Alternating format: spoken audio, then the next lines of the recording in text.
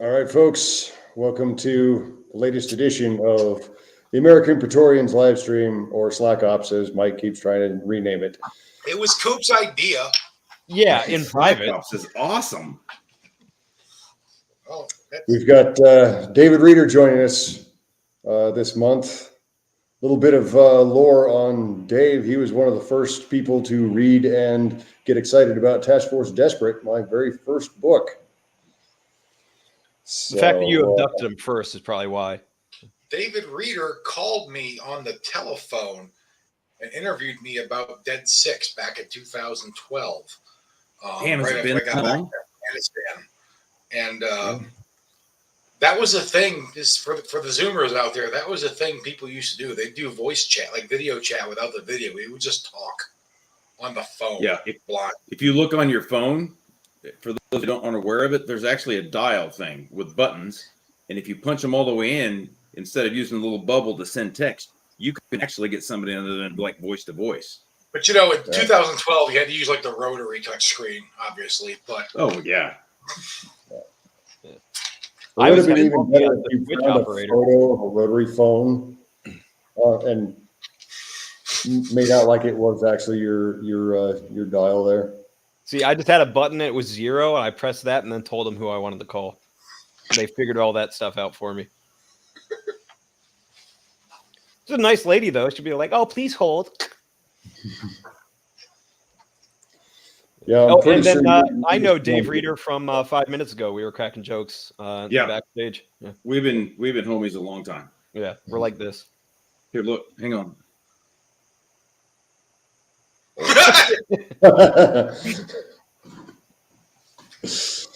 But hey, imagine looking like that, and imagine looking like that and picking on a college girl. Oh, I saw that and I thought, fuck, I fucking hate this guy already. Look at that hair. Yeah, me too. Fucking guys like that I'm not sure that it should be legal for them to live.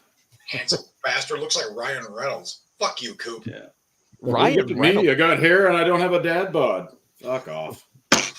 Well, you can already tell, folks, that this is going to be an interesting night because. Oh, sorry. In all seriousness, should I restrain the language? No, we're not monetized. We don't care. Just checking. We're just going with the weirdness and bullying early. So, yeah, it's going to be fun. We're actually reverse monetized. We occasionally throw money at YouTube to let us. They'll let you post stuff. This is costing us money per minute, so it's. Nobody told me that before I agreed to come on. Yeah, there's. I'm afraid there's no cut of the royalties for this one, Dave. It's all pro bono. That's all right, man.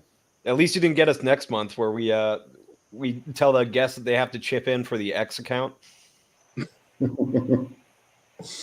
Hey, technically speaking, I think, not kidding, I think that I'm still actually getting billed like I don't know, $3 a year or something like that for something to do with the American Praetorians site.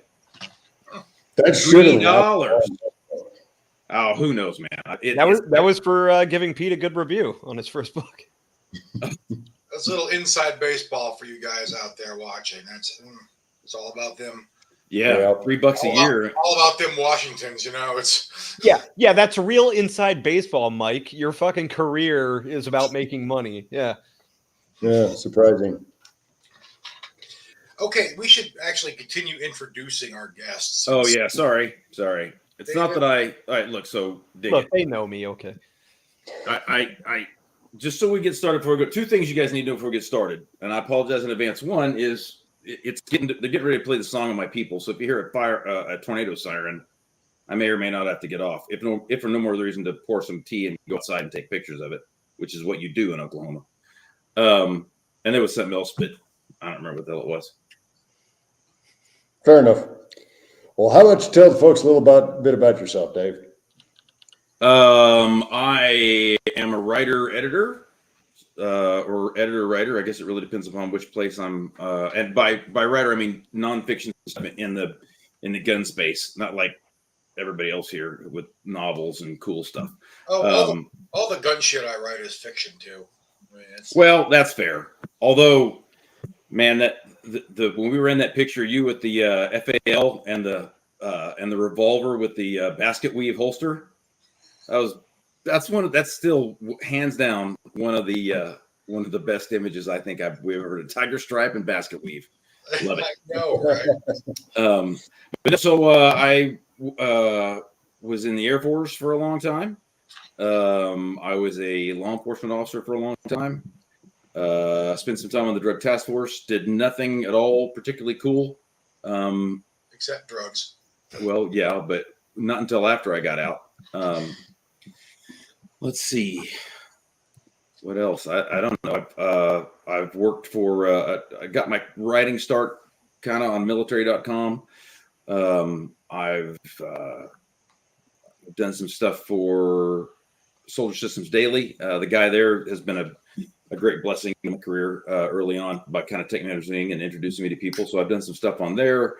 I've done some stuff on officer.com, I think PoliceNet. A lot of that's been tracking, but a lot of it is also some officer survival stuff as far as like tactics, basic stuff. And by tactics, I mean like patrol tactics, law enforcement stuff, not kicking doors or whatever. I was a tracking instructor for quite a while in the military. I have known Kupari for. Do you really want me to call you Mike? That's fine. Just call me Mike. I don't know if I can do it. Anyway, I've known Mike.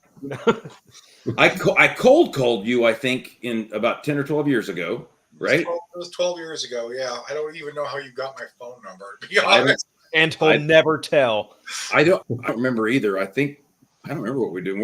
You were in California at the time, right? No, I've never lived in California. Or you were on the run. That you want everybody to know about. But no, when oh no, hell, I'm mixing you up with Durand. Shit, I don't remember now where you were, but I think I had one of our dispatchers sound decks you and got this and it down, which is people often confuse me with Garand Thumb because his name is Mike, my name is Mike. No, I didn't say Garand, I said Durand. Oh, what to say? Mike Durand. Well, we were both in the Air Force. We're both famous YouTubers. Oh well, for sure. Rugged, good looks, devilishly handsome. The question is, does he have a fetish for shopping carts? Whoa! Yes. Whoa! How could he not? Start that rumor. Are we not talking about that? You deleted that account. You post a few pictures of shopping carts on Facebook a decade ago, and people get all kinds of weird ideas. Pete, you know what I'm talking about? First of all, they're called technical. Oh yeah, I remember the shopping carts thing. That shit was hilarious. I had to stop. Following that becomes a man can't have a hobby without you sexualizing it. Jeez. I didn't say it was sexual. You called it a fetish. Okay, fair. It is. It's a kink. Anyway, and then I don't even have the slightest idea when the hell I first started talking to Pete. I mean, it was after Task Force Desperate came out. Did we know somebody in the same? Well, I did send. I think I sent you a copy in the hopes for a review on Breach Ban Clear. Okay. And that kind of kicked things off from there. I got you. And then I think a year or two later, we met very briefly at SHOT Show. Yep. When you were doing your walk around, meet and greet, square jawed, clenched tooth, very stern and laconic. Fist fight in the park. As one does. SHOT Show tradition. No, just a Pete tradition. Yeah. He always looks. He wasn't wearing the khaki button-down shirt. From what I heard from last year or this year, the fist fights are like a SHOT Show tradition now. So, I think only within the last couple of years, although there's been a couple of crazy dust-ups. There was a negligent discharge at the first time I went to SHOT Show in 2000. Who invited the ATF? No, it was a guy at the SIG booth, and he was a Fed. I don't think he was ATF though. But yeah. He was an FBI guy, and he was just dancing around or some shit. It's like you heard this loud bang, you heard the bang, the unmistakable pop of a 9mm or a 40 round, and then the entire convention hall got dead silent for a few seconds. It was hilarious. Yeah, oh damn! I must not have been there for that. That's where half the crowd has like that instant reaction, like, oh shit, some shit went down, and the other half is like, I didn't hear anything. What's going on? Yeah, it was like it's like 20,000 people in the area, and it's just suddenly quiet. So, I wasn't aware of that one, but it doesn't surprise me a bit. I've seen some fairly scary things, as I'm sure you guys have too. But like out at Media Day on the range, it's not even as bad now as it used to be. But I've seen some people walk up that are allegedly like gun media, and they'll be talking to a manufacturer, and well, do you want to shoot the AK-74 or the AK-47? And then the media writer will say, well, what's the difference? Oh boy, here we go. Gun media does not necessarily mean gun people. Oh no, not by any means, but they often purport to be. Yeah. When you handed them Ear Pro, did they say like, what are the rubber bullets for? Didn't hear that. It would not surprise me. But I'm sure it was said at some point. So yeah, I heard weirder shit. I met Reader because he contacted me through Facebook, I think, after my book came out when I got home. My book came out in 2011 when I was still in Afghanistan, and he contacted me afterwards. We're talking about Dead Six, right? Yes, I actually met Yeah, the one you sent the cease and desist for. I actually met Peter because of David Reader. Is that true? Yes. Yeah, I think so. He added us to like a Facebook group, and I remember I met Peter in 2013. Started talking to him in 2013 when I was in Germany. I forgot about that. Damn. Man, you Okay. guys really need I had to- a lot of people do a lot of groups over the years. It's you're quite the socialite on the internet. Well, it is paid dividends in a number of ways. Because like that Signal group that we're in, I know sometimes that. Oh, right. There is one discussion group we have on MySpace. But I mean, you ask. Are you in each other's top eights? Like they're. Oh yeah. Oh, for yeah. sure, for sure. I've got Mike's Facebook or a MySpace account as a shortcut. But no, I mean the coolest that everything good in my life has come from relationships. And so I don't want to work with anybody that I wouldn't want to travel with or crash at my house. And that's, I think, probably the best part about the job is not just the information, but pretty badass people. Okay, so that said, Not you, Mike. What exactly is it that you do? Okay, as of right now, I run breachbangclear.com as the editor, but that is kind of a side hustle. It's always been sort of labor of love, not a business.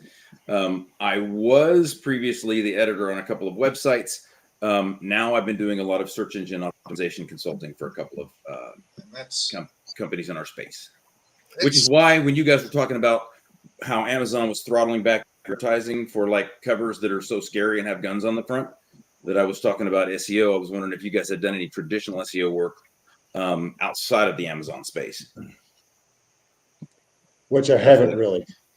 And that's where that came from. So I guess that's kind of what I do now. And then on Saturdays, I volunteer at a horse is equine rescue. The Glock jokes are about to start. First thing that came to mind was Gaston Glock's horse cocks. It's just. Oh yeah, I didn't think about that. Yeah. I had no idea, or actually, I probably had an idea. I completely forgotten that I introduced you to. I'm awesome. And the weird part was the word trigger, right? Is we were just handed up mutuals on Facebook with Coop, and then these two found out they worked together. So, oh no shit, Coop and Pete did. Then some secret squirrel shit. Yeah. So I always joke that like Pete and I met twice, like once on the internet, once in real life, and then we put it together. Yeah. That's that's the kind of thing that happens when you live the life. I wouldn't know. I was a pogue. We won't hold that against you. I appreciate it. Too much. Yeah. Well, we've accepted Mike into the fold, not the grunt fold, but just No. Right. Yeah. Like grunts. There are varying levels of the fold. I don't know. I'll take He's still whatever got position I to get. submit his gear tossing stories, and then It's cute. Oh, Gear tossing. It's cute. It's cute how the grunts think. Because above in us. Oklahoma, they call that salad. No. We're nowhere near the horse farm. So Oh, no. Remember that. I mean, they used to. Well, no, I can't make that. Oh, actually, no. Is making Harry Potter jokes cool again because all the people who used to love Harry Potter too much hate it now because of what's her bucket's political views? Or Oh, that's right. where are we on that? I don't know.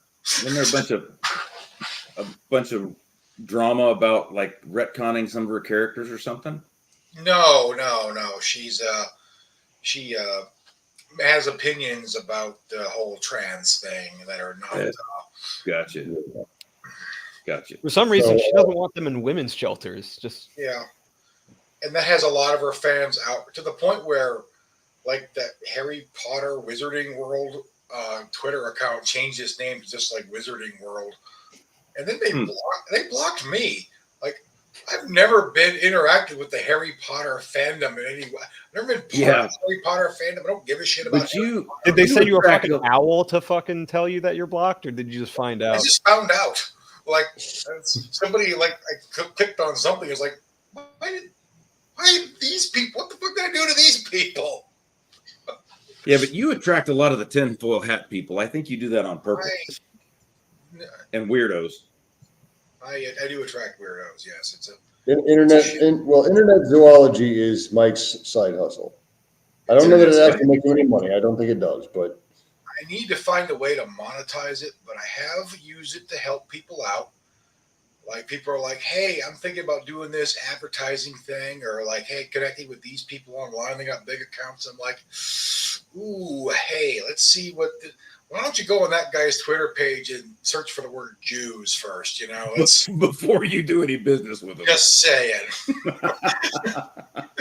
He's just got very strong opinions about the goblins in Hogwarts. I like to think Texas Sun is still out there ranting about me somewhere. Which one was that? That was the dude. This was in 2017, so that was what, 8 years ago now.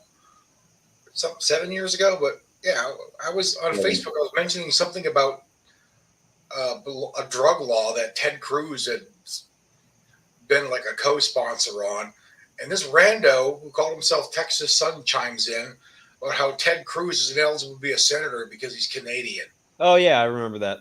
And then it just got weirder from there. He was born. We were looking up like actual like 1799 laws and stuff like that, and fucking being like, no, that's not true at all. Like we showed, like Larry showed him the Naturalization Act, which says one of his parents was an American citizen. He's an American citizen, but he just kept going like these long 100-word Facebook posts. That dude ranted for like 30 hours straight. Yeah, he did not stop. It was insane, and he kept coming. And he kept taking like pulp cowboy covers. You know, from he was like doing what now? Okay, you know, like the cover art for like pulp Western magazines with like cowboys and gunslingers. He would take that and he'd put his own quotes on there and make memes of himself. Oh, okay. Flatter the chat with those too. Well, at least it wasn't Tom Hardy or fucking. Some of them were kind of homoerotic, you know, and it was like it went on and on and on, and then I found out like later, like 6 months later, he was still like ranting about me too. I mean, I really pissed him off. Clearly, you made an impression. Well, apparently, you know, you made a difference in someone's life, Mike. You should pat yourself on the back for that. Did he give you a review on SPOTREPS? I don't think this guy reads books. No, that was a whole different. That was a very different kind of schizo. Yes. What, SPOTREP? No. The SPOTREPS, that first SPOTREPS review. Oh, yeah. What the hell was that about? I would have to spend half an hour bringing you up to speed on the weirdness of right-wing political Twitter for that to all make sense to you. Because I read that very first review and thought, what the hell is this? Basically, the reviewer was mad that we didn't write the fucking Turner Diaries, is what it was. So My working theory is still that it was a Teddy Beale sock puppet who found out that Larry and Brad were in the anthology. or possibly someone else who shall remain nameless. But The Deus Vult guy. pick one. But yeah. You know who the fuck I'm talking about. I don't, but Yeah, that's political You gotta- Twitter is a weird place. It's like weird. It's like way worse than it was even 2 years ago. It's just like retarded now. You know what you need to do, Mike, is write an offshoot of Dead Six, where it's basically like Tom Clancy's Net Force, but with modern day Twitter the way it is now. You know, at one point, Peter and I were working on a Dead Six sequel, like a book 4, right? And I was even talking with Tony about it. But Tony, I'm talking about Tony Weiskopf, my editor at Ban, and she was kind of amenable to it. There was an issue. It's been a while, you know. But That didn't stop Lucasfilm. well, and look how that turned out, though. well, Yeah, not a good example. But but the thing was, I'm looking at the political situation now, and plus looking at the story arc of where things were going at the end of Alliance of Shadows. Like, I feel like a lot of people who might be in the reader base, like the target audience, wouldn't actually like some of the things that they like. Yeah. well, I'm not tracking. Why? Geopolitics has changed. Yes. Well, yeah, but I mean, Well, because originally at the end of Alliance of Shadows, they were going to go on a secret task force to root out the Majestic organization from the U.S. government and U.S. society. What right? they were going to do is illegal, unconstitutional, and off the books. And they expected, at least Valentine expressed concern that eventually, you think they're just going to have us do all this shit and just let us go and retire? They're going to come back for us and bury us, which didn't happen canonically. They did not get double crossed canonically in the blog I wrote, but that was a valid concern of his. But at the political situation these days, there are as many like America hating schizoids on the far right as there are on the left, and they actually agree on a lot of things. So, like the reviewer for SPOTREPS, who was mad that we didn't write Turner Diaries. I got you. So, yeah, it's a lot of shit's changed in the last 10 years, and it's changed. Yeah, but I don't. See, I thought you were just going to make the Russians the bad guys. That's where I thought you were going. Well, even if you do that, it's like. Well, that's what I'm saying. That's why I thought you were like, oh, that's going to be a little too controversial. Even China. Half these retards are out there simping for the chai cons on the internet now. It's like, oh, they're so big. Society is so civil. It's like you're talking about I wonder Taiwanese, right? The what? What's that? Sorry, go ahead, Pete. Now I'm wondering if our little SPOTREPS reviewer wasn't also a simp for China, considering that China is kind of the big bad in that series. It turns out it's just Jackson Hinkle. Like, he actually does read your book. He's like your biggest fan and your biggest hater at the same time. You're his America, as it were. Now, the thing is, I'm not even sure that was the most deranged review I had in that series either. I think it's a tough one. I know that one sold you a couple of copies. Oh yeah, definitely. This is why I think as far as schizo stuff goes, it's kind of tied, if not slightly overshadowed, by the lady who hallucinated half of the opening scene. Oh yeah, where your Albanians were all Arabs. Mm-hmm. Yeah, and somehow wearing turbans, and I was describing in intimate detail the blood running into the turban, like they were Albanians. They weren't wearing turbans. Is this a reviewer that didn't like that scene but got it completely wrong?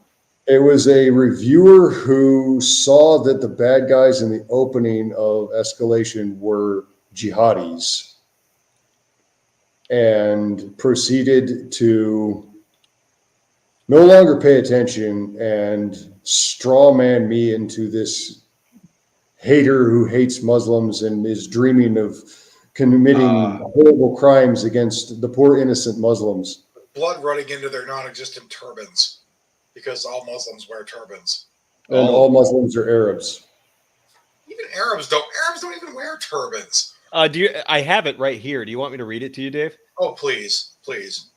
Yeah. Escalation, not the review. All right, wait, Pete, this is not an audiobook session. All right, guys, this is going to be a long one. Suddenly, I'm at the top off my drink if we're going to do the whole novel. Yeah. So 1 star. I wish I could ignore the politics, but I gave up on this book after a few chapters because it is just violently right wing. Ringing endorsement, Pete. Actually, so far so good. Yeah, the entire setting. The entire setting is basically what QAnon fondly believes the Democrats want, and then there's this weird fetish for killing Arabs. They didn't spell it that way, but it's funnier. Describing the terrorists as mostly Syrian, fine. Repeating the point that they're Arab for 4 times in 1 page, less fine. I'm wondering. The word Arab never shows up in that entire book. That's what I thought. You know, there are people who review so much shit on Amazon. We're only halfway through. Lovingly describing the way a gunshot at point blank range singes a guy's beard and the way that the blood seeps through a turban. Very much not fine. Even leaving aside the politics, there's just a really uncomfortable obsession with making sure you're aware that these are Muslims and that they're being shot. Like the author was daydreaming and committing hate crimes and decided to make his fantasies into a book. Now, Pete, this is nothing like the book you wrote, but it's very much like a book I would write.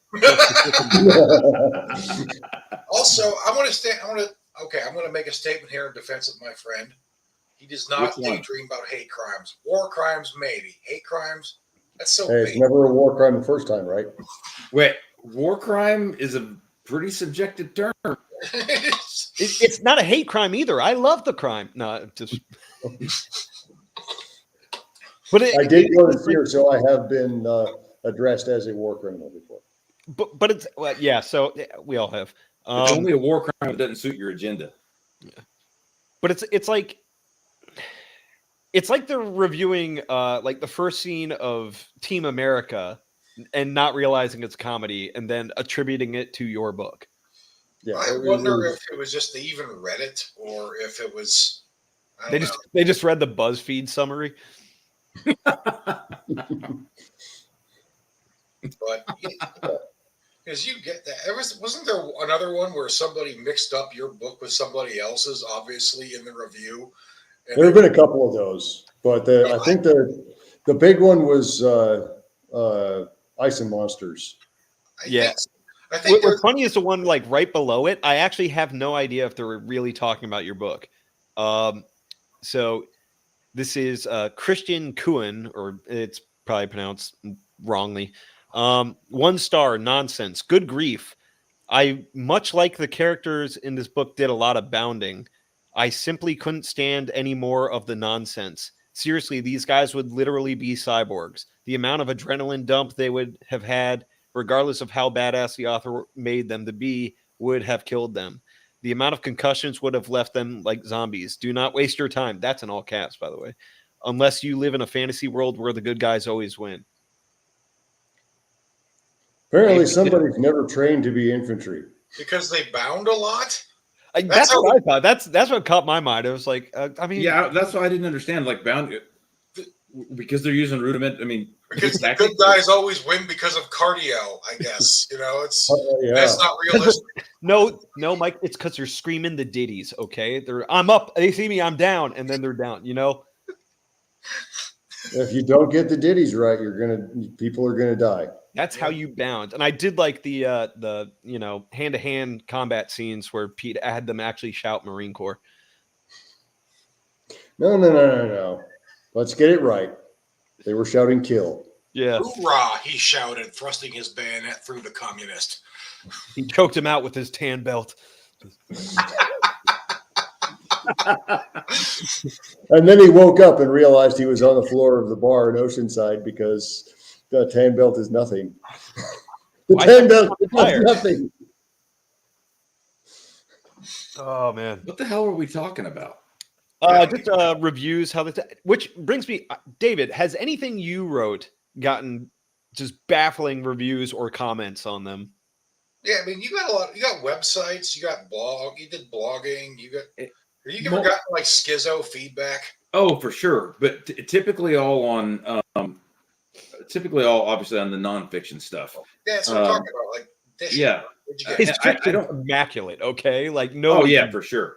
Nobody can talk shit about that. Yeah, I'm a damn genius when it comes to fiction. Which is actually one of the reasons I hate Pete. Yeah, me too. But, and I'll explain that later. But I've hated Pete Nealon for years. Yeah, I can't think of any interesting ones offhand. But typically we do get some pretty stupid stuff. It was worse when I was at Recoil back in the day, because I like to think that maybe, and of course your demographics of your readership vary, not just by publication, but by day and by hour and whatever. And so for a long time, I think we had fewer readers, but maybe more serious ones or more engaged ones on Breach Fan Clear when it comes to the military tactical side of things. And we had a pretty good audience for a long time. We probably still do. I mean, I don't mean to denigrate the audience now. I just haven't had the opportunity to really engage them in conversation. But audience, get your game up. All right, you've gone way downhill. I'll denigrate them a little. I'll denigrate them for you. Remember when you shared my tweet about how I made a tweet about how you don't need a radio for your emergency survival and training kit? Not because comms aren't useful, but because you don't have any friends, and who would you talk to anyway? That was a brilliant tweet. Yeah, people got butthurt because they thought it was serious, but no, they would comment shit, and it's very clear that they didn't read the article in its entirety. They didn't bother to consume it. People will read, they'll read the first couple sentences, or they'll skim some of the captions, and they'll assume what's in the rest of the article, and then they'll type in their outraged comment about it. Now, what? Some crazy shit. I can only think of a couple minor ones. Like one time I wrote, Magpul did like a 33 round, or maybe it was Daniel Defense did the 32 or 33 round mag or something. Like, it's been years ago. I don't remember now, but I posted like why 33 or 43 or whatever the hell it was. Because I legitimately wanted to know why that number, was, and I called, I want to say it was Magpul, so I think I might have called Dwayne Liptak about it. But anyway, did they actually say it was because you're supposed to keep like 2 less in your mag? No. They specifically fill it with 30 anyways, and it's all just to get you that one extra round. Yeah, they expand it because you'll wear out your springs. Also, never use your magazine as a monopod; you'll die. So the response was, we can get this many in there with the current mechanical potential of the steel we use. It was an interesting conversation, but holy shit, you wouldn't believe the number of padded helmet window licking morons that fucking weighed in saying they could have magazines with as big a capacity as they wanted, and who am I to ask why? And dude, clearly that's what you meant by that. Yes. Yeah, reading is fundamental. See, that is legitimately where I would pull out the "I'm just asking questions." It's like, I'm just curious. I'm not implying anything. Well, but they don't bother to read it, And then there's some other rants about. I think somebody called me a catamite in one, because I had written a story about, and again, this has been 10 or 12 years ago, but it was before the current wave of letter people. Just call them the password people, dude. It's alphanumeric. It's more than 8 characters. It's got special symbols in it, and it's always updating. So there was like some group, I forget now where it was, but I wrote this article about them, and it was all LBGTQ, whatever the letters are. And I thought they had their own. They were doing their own classes, and they were taking it seriously. And I wrote a piece about them because I thought it was interesting. And people just lost their mind. I was a catamite. No. Pistols? Maybe it was. I don't remember. It's been over a decade. Okay. But finally, I'm just like, these asshats are weighing in. I'm like, if you have an issue with how they're training, or their weapon safety or any of that. Okay, comment away, but either the Second Amendment's for everybody or it's not, and just the response we got was just ludicrous. No, I mean, which way? Like, that's what I always say in response to when people are saying, like, whatever rights are human rights and that shit. And be like, no, human rights are whatever rights you're talking about. It goes the other way. Like, you're entitled to all the other rights that everybody else has. You don't just get to make up new ones. So, Right. yeah, Second Amendment, if we're calling it a right, has to be applied to everybody. Sure. Everybody that is lawfully, what am I trying to say? Qualified or whatever. Right.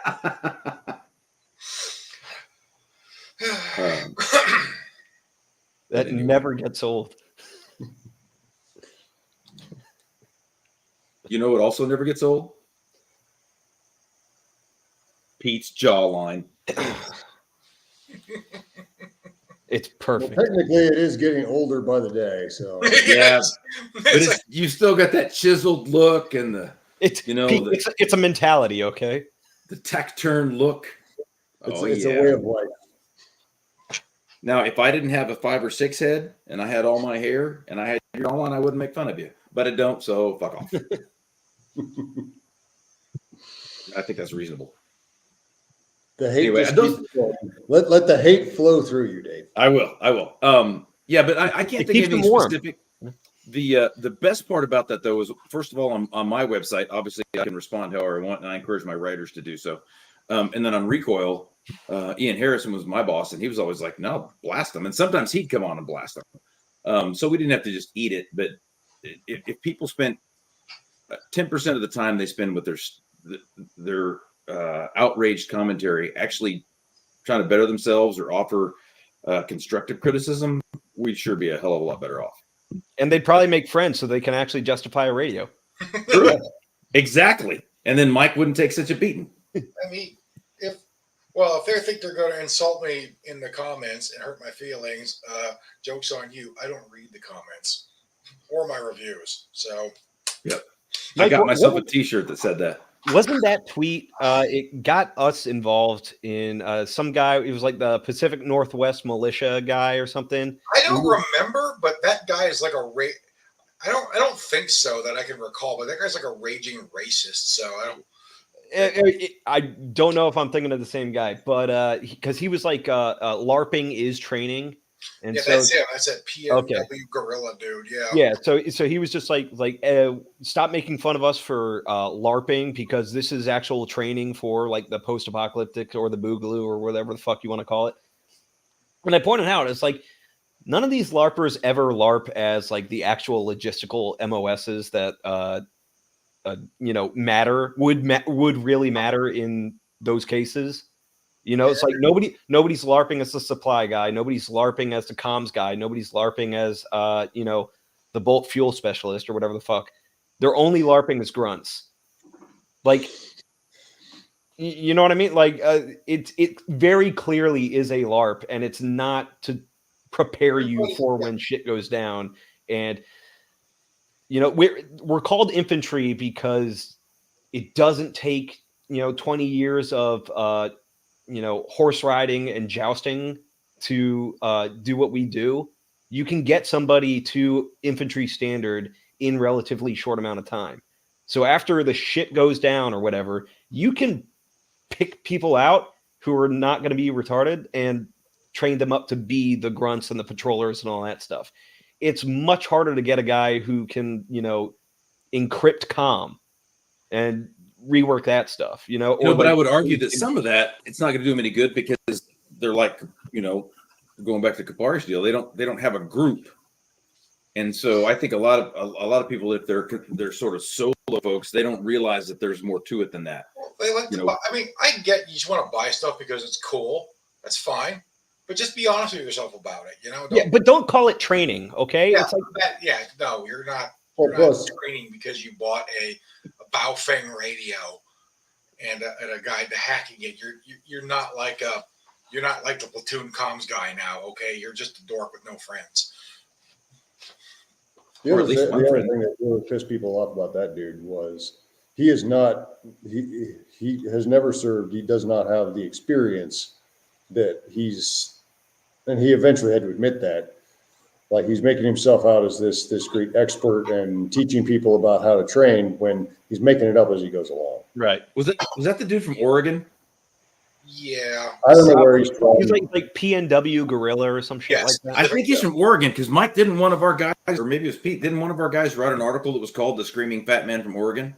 I don't know, but I don't know, but There's an be a article. good- I need to find it. There's an article on Breach Band Clear somewhere called "The Screaming Fat Man from Oregon." But yeah, he's also like he's from his Twitter. He's like got opinions about Israel. He's one of those guys. So Well, there's God bless him. yeah. So I got a Yeah, question. well, here's the screaming fat man from Oregon, but Different dude. There's so many of them. yeah, different dude. I got a question for you. How did you started Breach Bang Clear? Like, when did you come up with that? And then you were doing the Mad Duo for a while with the two dolls. And I'm not calling them action figures. I'm calling them dolls just because you keep mispronouncing my name. So your two little dollies. I'm gonna sulk. Yes. No. So do you guys remember how, like, in the first couple of years of the Iraq War, everybody was getting, not everybody, but lots of people were getting jammed up by writing blog posts and stuff because it was very, very new, right? Nobody was really blogging. Your officers didn't know what the hell a blog even was in the early first couple of years. So a lot of guys were getting jammed up for their opinions. So if you're going to write about anything at all, then you should do it under a pseudonym. Well, somewhere in there, and I don't remember exactly how the time frame goes, but my kid, who was probably, man, I don't know, 6 or 8, I guess. Somehow we got to talking one time about Flat Stanley. You guys remember Flat Stanley from school? Is anybody else old enough to remember that? Yeah, I didn't pay attention in school, so. Okay, well, this would have been on summer vacation, but anyway, so Flat Stanley was like this cutout. They would print out like you painted or colored or whatever, and when kids went on vacation in the summer or whatever, they would mail this thing back and forth, take pictures of it, and then when you come back to school, there would be pictures of them. Just Google, do an image search for Flat Stanley. Anyway, we thought it'd be kind of cool to do a tactical Flat Stanley, so I started building one because I've thankfully because of my job, I know a lot of cool people and a lot of different places. And Mike. And I know Mike. I do categorize him separately than the others. So bear with me. This gets convoluted. I can cut it short. But I was selected. I forget what it was, but I had to go out with another guy from our unit to talk to go sit and do a Q&A with one of the assistant secretaries of defense or something. I don't fucking know. So I wound up going out to the local Marine base. My condolences. Yeah, thank you. And of course, so here I am. I'm in, I think it was an E6. I was an E6 in the Air Force. And what's the staff sergeant in the Marines? E5? E6. E6? Okay. So my counterpart basically, who it was their training NCO, is JD Wallace. I don't know if you guys have ever met him or know him or whatever, but he's traveled in some of our circles. Super good dude. Skinny, scrappy little fucker. I'll bet he maybe weighs $1.25 if he hasn't shit in the week and he's soaking wet. But he'd fight Godzilla. Anyway, so I meet him. Of course, initially he's like, "Who's this fucking clown?" Right? As you can imagine. But pretty soon we found out, holy shit, we're like kindred spirits, because we're talking about training and instructors and whatever. So I wind up inviting him to come to a couple of classes because I was a training whore. If I could arrange a course for my guys, I did. That's how I kind of started getting into this. We went to a number of different specialty courses from from different companies and people that nowadays actually kind of have a pretty large following. They weren't quite as big then. So he did a couple training with a couple of us or a couple of our deals. I think I taught a tracking class to some of his guys. And I was telling him about what we're doing on, this whole blog thing. And he is actually the one that came up with the name Breach Ban Clear. And he was like, fuck, I like this action figure thing. That's hilarious because it's stupid. I mean, and yet people see us taking pictures with them and they'll be like, that's so stupid. You guys are gay. And then within an hour or two, they're carrying around and doing shit with them. It speaks to all of us, I think. Anyway, so JD created one and he started calling them the Mad Duo. He said, until we can come up with another name, we'll just call them the Mad Duo. And one of them was, if you like, we had fake DD-214s and a whole history. And so I'm serious, man. I also have a fake DD-214. But yeah, so we went way over the top with it. I remember seeing them on Soldier Systems. I just remember there's a gear review where you got this fucking G.I. Joe holding a piece of 1-inch webbing in his hands, like he's inspecting his plate carriers. I mean, it's just ridiculous. And they're playing it straight on this serious, military and gear blog. And I was like, yep. What the fuck is this? Yeah, but the other thing too is if you think about it, and we could go way deep into this, but political puppetry has been around since before the French Revolution.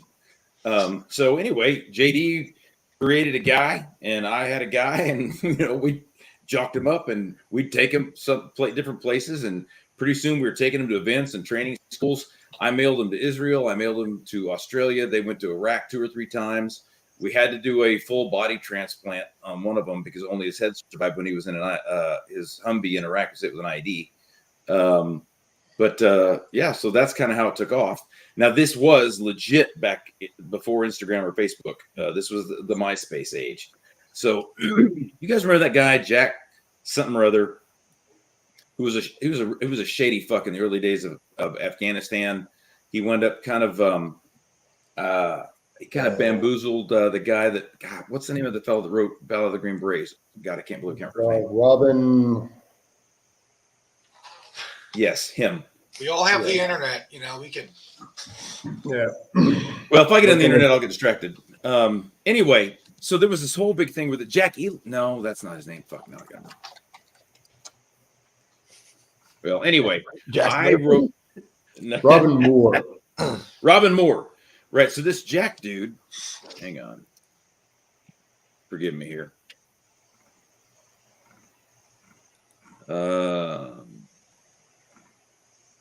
Yeah, I don't remember.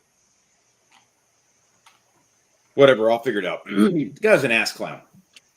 And he kind of made Robin Moore look a little foolish. I don't remember all the What's that? Keith Adama was the guy's real name. Not Jack. Keith Adama. You're close. Yeah, I was really close. I was like within 26 letters of the right letter. 52 if you count the lowercase ones. Anyway, I made some smart ass remark about Keith Adama because he's just a clown. And the editor at the time, or one of the editors at the time from military.com, have no idea how he saw this comment on a freaking MySpace page attached to a blog spot, but he did.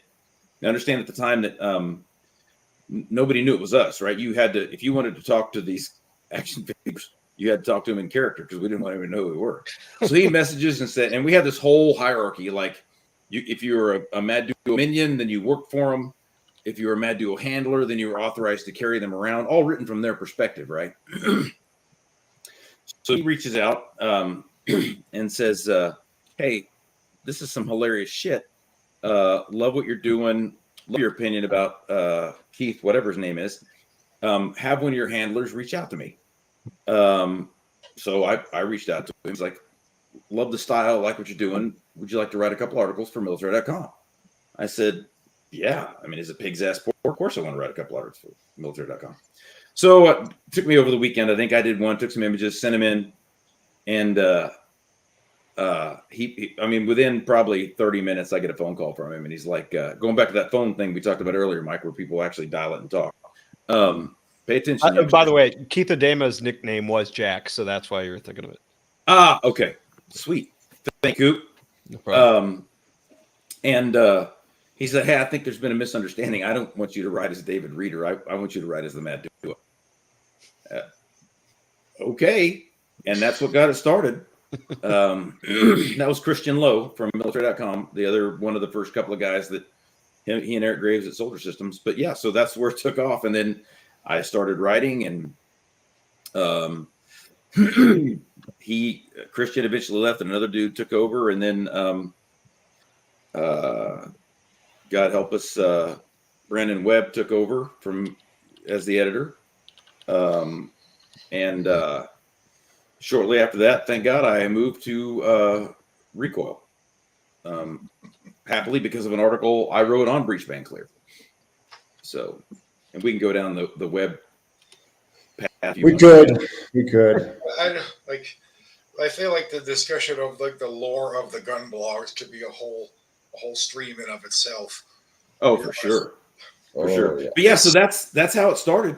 And for a long time, there's a whole generation of young shooters out there who only know the gun tubers, and this stuff is all the Old Testament as far as they're concerned.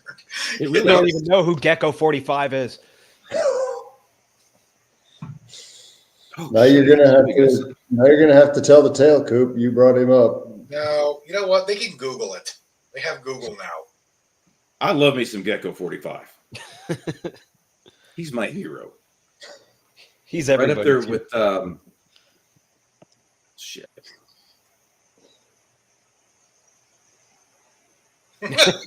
Yeah, he is. Yeah, he's right up there with like. I mean, he's no Burt Gummer, but he's up there. Right? You remember Trimmers? He may have. Yep. Oh, yeah. For all we know, he's actually passed Burt away. Gummer never went to the mall. Well, that's true. They just got him listed as, still on watch. His watch never ends. Eternal Patrol. Yeah, like a lost submarine. Oh shit. Delayed. We should write. We should have a pseudonym that's like Gecko 46. It's like, like somehow there's got to be I carry a 45 because they don't make a 46 kind of bullshit. There's got to be something like that we can do. The funny thing is though, Gecko 460 Roland. You could. There you go. Right. I mean, you could write like. You could write like gun satire type stuff like that, but No, you can't. I mean, I could. No, you couldn't. People wouldn't know it was satire. Well, you're right. Listen, dude. Well, it depends on their media literacy. But also, the problem is though, the ones who did realize it was satire would get so fucking butthurt. You cannot take it. You kids today, you talk a lot of shit in the internet. Man, you can't take a joke. So, Keep in mind, in the early days of the Duffel blog, back when Paul had just started it, I don't remember how far they in. There was an email that went down from whatever they call the senior enlisted of the Navy. I don't know what it is. Senior chief, maybe, or the master. It would be the Master Chief of the Navy or some shit like that. Grand Master Chief or Big whatever. guy in power armor, yes. Right. He sent an email, and I don't. Not allowed to wear whites. Who's not? The Grand Master Chief.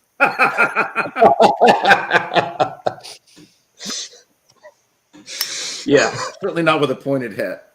But anyway, the senior chief or the master, the command chief, whatever, he had to send an all Navy.mil email. Everybody with a Navy.mil email got it and said, "Stop contacting us. Stop bringing this up with your chain of command. The Duffel blog is satire." And I don't remember what it was, but there were a couple of stories that ran, and people thought they were serious. So we did an article one time. I think it was during Obama's second. Was it the 48-hour Libo brief that kept the Marines from having any incident blotters? Maybe, I don't know. It certainly could have been. I remember one Navy one where somebody cut a corner, walked across the grass, and they just combusted. Some people just watch the world burn. But yeah, that's the problem with someone awarded a purple glow strap or something for valor under garrison duties or some shit. Yeah, or the glow belt with device or something like that. Yeah, with the oak leaf cluster on the or something like that. Yeah. But people took it seriously. And they still do it. I mean, how many people forward or emails, or not as much as now as they share like Facebook posts, and they perform no due diligence at all. We did an article, Nate Murr and I did an article in, I forget what year it was. It was sometime in, I believe, in Obama's second term. And we wrote it as, Obama was abolishing all the traditional branches of service. Or maybe it was the National Guard. I can't even remember now. Basically, the point was they're replacing every branch of the service with CrossFitters, because it's a cult like the Marine Corps. They do really weird shit together with a bunch of sweaty men in the same place like the Navy. Most of them look hard and act tougher than they really are, like the Air Force. And they have their own strange and obscure language like the Army or something like that. We had it all laid out. Yeah. And a quote from Vice President Biden that had like 2 or 3 pieces of profanity and whatever. And people, it went viral. People thought that shit was serious. They thought they were like, seriously, he thought people responding that Obama was nationalizing CrossFit. So, oh my God! The Marines all thought it was funny. It's like, yeah, we're a cult. But it just blew my mind. So yeah, you got to be. I don't know that you could be successful with satire now. Well, I'm not worried about being successful with it. Like, I don't. I mean, no. I mean, you can. It just has to be valid satire. It just has to Babylon be. But no, I mean, for something like I would write, like, it's not about my fucking around on social media isn't about success. This is about just how I tick the time by before I die. It ends the same way, no matter what. But I'm awful glad you're off of Facebook. The fuck's this? All right. I see. Well, so previously I'd be like, hey man, I need an article about this. You want to write such and so? Well, I don't have any time. I'm super busy. I'll see if I can get to it. And then and there'd be like a 3,700 word rant about something, all completely correct on his Facebook page. Somewhere in there would be a picture of a shopping cart. And I'd be like, and 2 or 3 of them, I'd be like, can I just put this on my site as an article? Yeah. You would so he's actually not even talking about your like philosophical commentaries. He's talking about your bare facts. It's like, yeah, but he would want me to write articles about actual stuff instead of just whatever pops into my head. Well, that's fair. But some of them were pretty damn funny. The bare facts will go down in history. I did have somebody get mad about the bare facts and argue with me. They thought I was being serious. So that's why you think you can't do satire? No, I think I could do My concern with doing satire of gun culture. Like, one of the very first things I wrote on the internet was a parody story about like a tactical Timmy going to the store to rent videos. And it was every cliche I could think of crammed in there. Like, he got ambushed by like cartel goons on his way to so it was an Ivan Throne newsletter. Pretty much, yeah. But way back before anyone had even heard any of that stuff, right? And it was like, he had a high capacity magazine, so he didn't run out of ammo when they did, because they had 1911s, and then he had an AR, and the bullets, one of them took a hostage, and he was able to shoot and didn't hurt bystanders because the bullets fragmented. But another guy was wearing body armor, and the bullets sailed right through because 5.56 always penetrates. Because there was a lot of green tip is an ice pick. There was a lot of conflicting lore about the magical capabilities of 5.56 on the gun boards back in the day, right? I heard it just poked holes. I've heard everything from. Met the Google. I haven't thrown. It would not penetrate. We can throw you in. I heard everything from 5.56 wouldn't penetrate more than a few layers of drywall and rock, so it was best for apartment defense. To it would penetrate a Kevlar helmet at 1,100 meters. 1,100 meters, right? So the same round can do all this. And I said, don't you guys think that's a little weird? And one guy said, yeah, pretty cool, isn't it? Said, yeah, kid, cool. Right? But so I wrote this. But if I wrote it, people laughed. It was kind of funny. It was probably, if I went and read it back now, I'd probably cringe at how terrible it was. But that's the entirety of my life. It's just anyway, a phase, Mom. But oh, if only. But now it's like, I'm going to be honest. Like the gun culture now gets real butthurt real easy, and they Well, it always has, but it's easier to get butthurt now because it's easier to communicate your displeasure. Right. So many platforms. Mike, it's not that a majority of the gun culture gets butthurt. It's that the ones that don't are just like, that was funny, and then go on with their lives. Yeah. The ones that get butthurt are it's like, oh, no, I am going to ratio this guy. I mean, nobody could sure. probably, I don't think any of them could possibly get more butthurt than the Fallout fandom. When I said the Fallout lore was dumb on Twitter. Oh my God. They just like came at me nonstop for 2 days. The torches and pitchforks came out quick. Right. And I stand by it. The lore is stupid. It was made up to be stupid. Well, it's basically almost like a parody of itself. Yes. Like I said, the first 2 games were like 75% references and inside jokes. And you guys are like, oh, it has slavery and nuclear war and rape. It's very serious. It's not silly. Like, yeah, and Dr. Strangelove is about nuclear war. Also, Dr. Strangelove is one of the inspirations for fucking Fallout.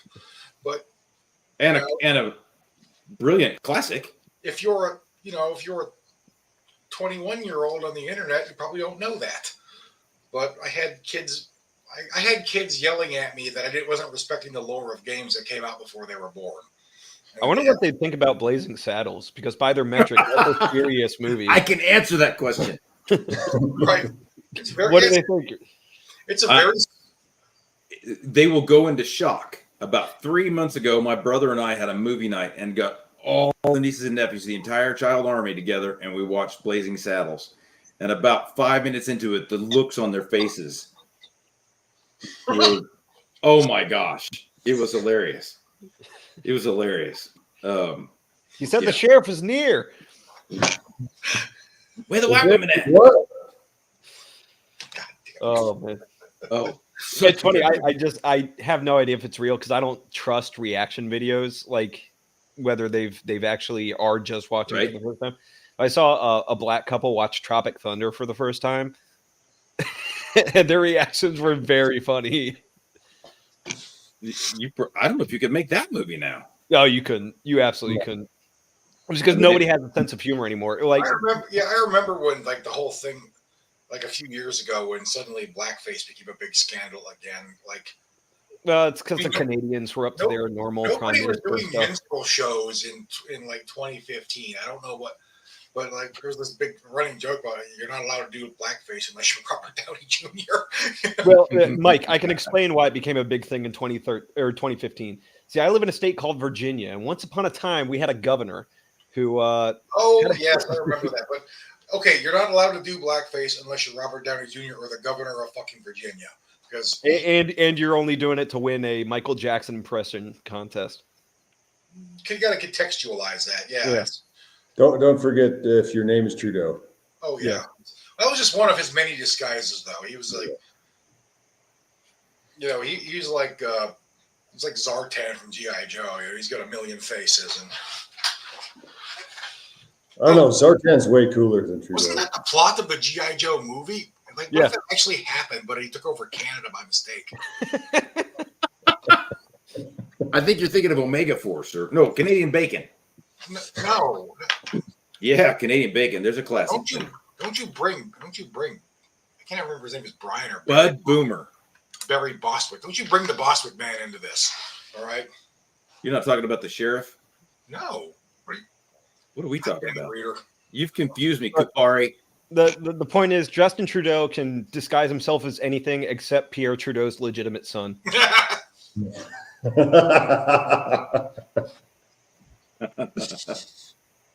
Oh, shit.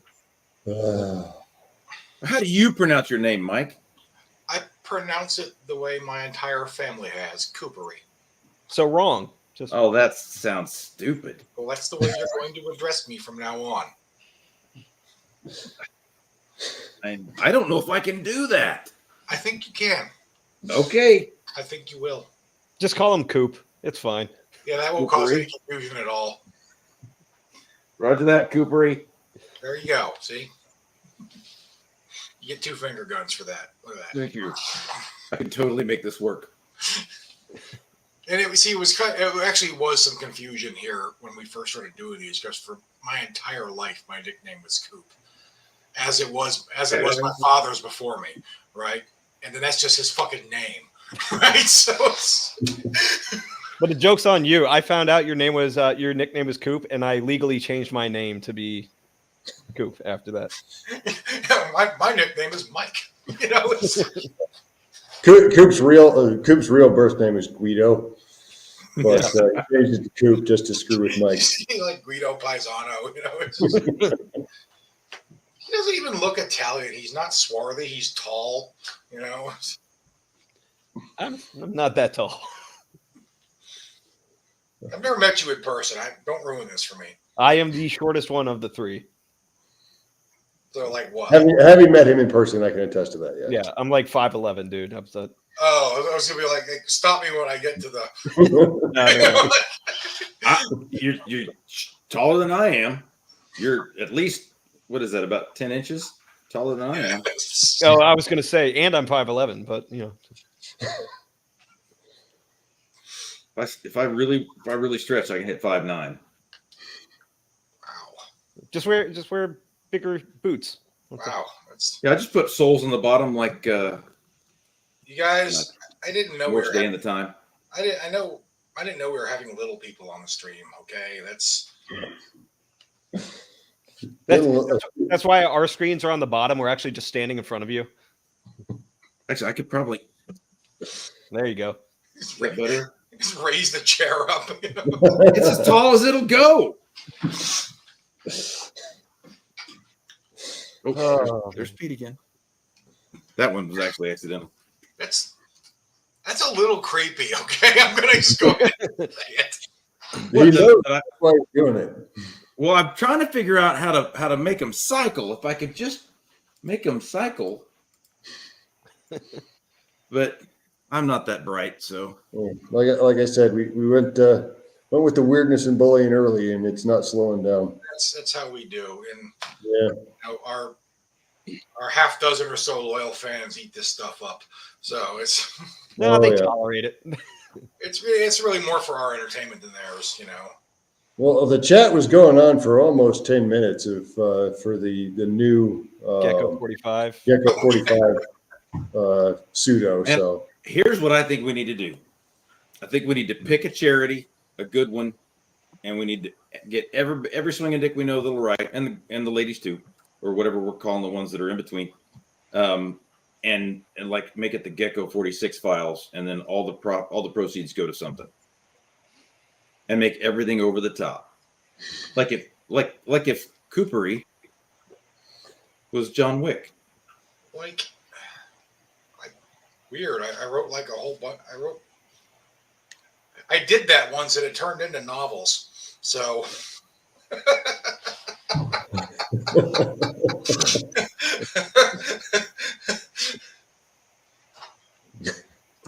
Okay. Which one? What were we talking about the other? Oh yeah, if Dead 6, like it goes back to the Fallout shit. When Mike was saying that, like, look, you know, when they're adapting shit, lore changes. You know, it's whatever the studio execs want, and if they pay you enough, you just go with it. Like, and he pointed out that, like, if the minister of anime or whoever from Japan came to him and said, "Hey, we need to make an anime of Dead 6, but we need to add a Japanese character," he would be all for it. So we were wondering who would be Japanese from that book series, and Reaper was the original go-to guy. But considering they wouldn't want that, we settled on Taylor. And so now try and read Dead 6 with Taylor being Japanese as like your mental image. And I told him that. I told the real Taylor about that, and that he was like, "What the fuck? What are you people talking about?" Man, I haven't read it in a long time. I need to reread it. But no, the best part is listen to the audiobook, but keep Taylor as Japanese in your mental image. All right, I can do that. But my thing about the Fallout lore, like the reason I said I said like you shouldn't complain if they change the lore because they might have to like make things a little bit less silly so it doesn't look completely absurd on camera, right? Like, remember when they would make a movie adaptation of something that was like a comic or whatever, and they kind of make it a little bit more serious than some of the goofier comics, just so it would look cool, so it wouldn't look stupid. Like remember when the first X-Men movie came out, they got rid of the yellow spandex because yellow spandex was kind of gay on camera. Well, that used to be expected. 20 years later, now it's like, oh, they're changing the lore. Like guys, it looks dumb. Well, and and you take that a step further too. I mean, like a lot. How do you condense it down into either a show or a story or whatever else? I mean, it doesn't always fit. Yeah. So there's you have to make some adjustments, and even as a purist, you got to understand that. But Look, I'm not even saying I like the changes that they made. I'm just saying, like, it's a thing that happens. I mean, I just think like I played hundreds of hours of like Fallout 3 and New Vegas and Fallout 4. I don't remember anything about the damn timeline or who plays it for that, right? The timeline barely exists anyway. The closest thing to a timeline was that 2 happened like 200 years after 1. Yeah, it's like none of that made sense on their timeline anyway. Because like 200 years after an apocalypse, like all those buildings aren't going to be standing. That equipment isn't going to still work. Sure as hell aren't going to be lights still on. And the fact that they haven't made new ones.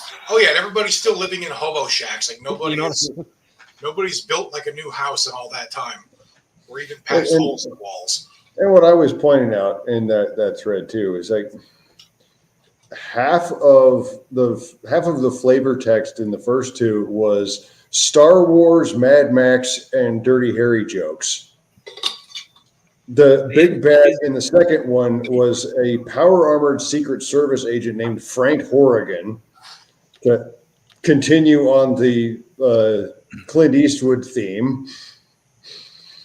Yeah, back in the 90s, video games didn't take themselves that seriously, right? They were fun.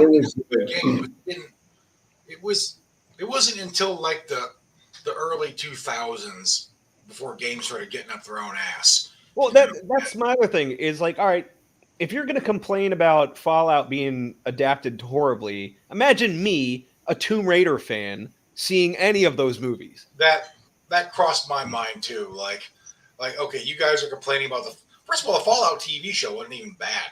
I mean, it's not like they didn't like. Yeah, I thought it was pretty good. They didn't like they didn't like shit all over the source material like a lot of these shows did, right?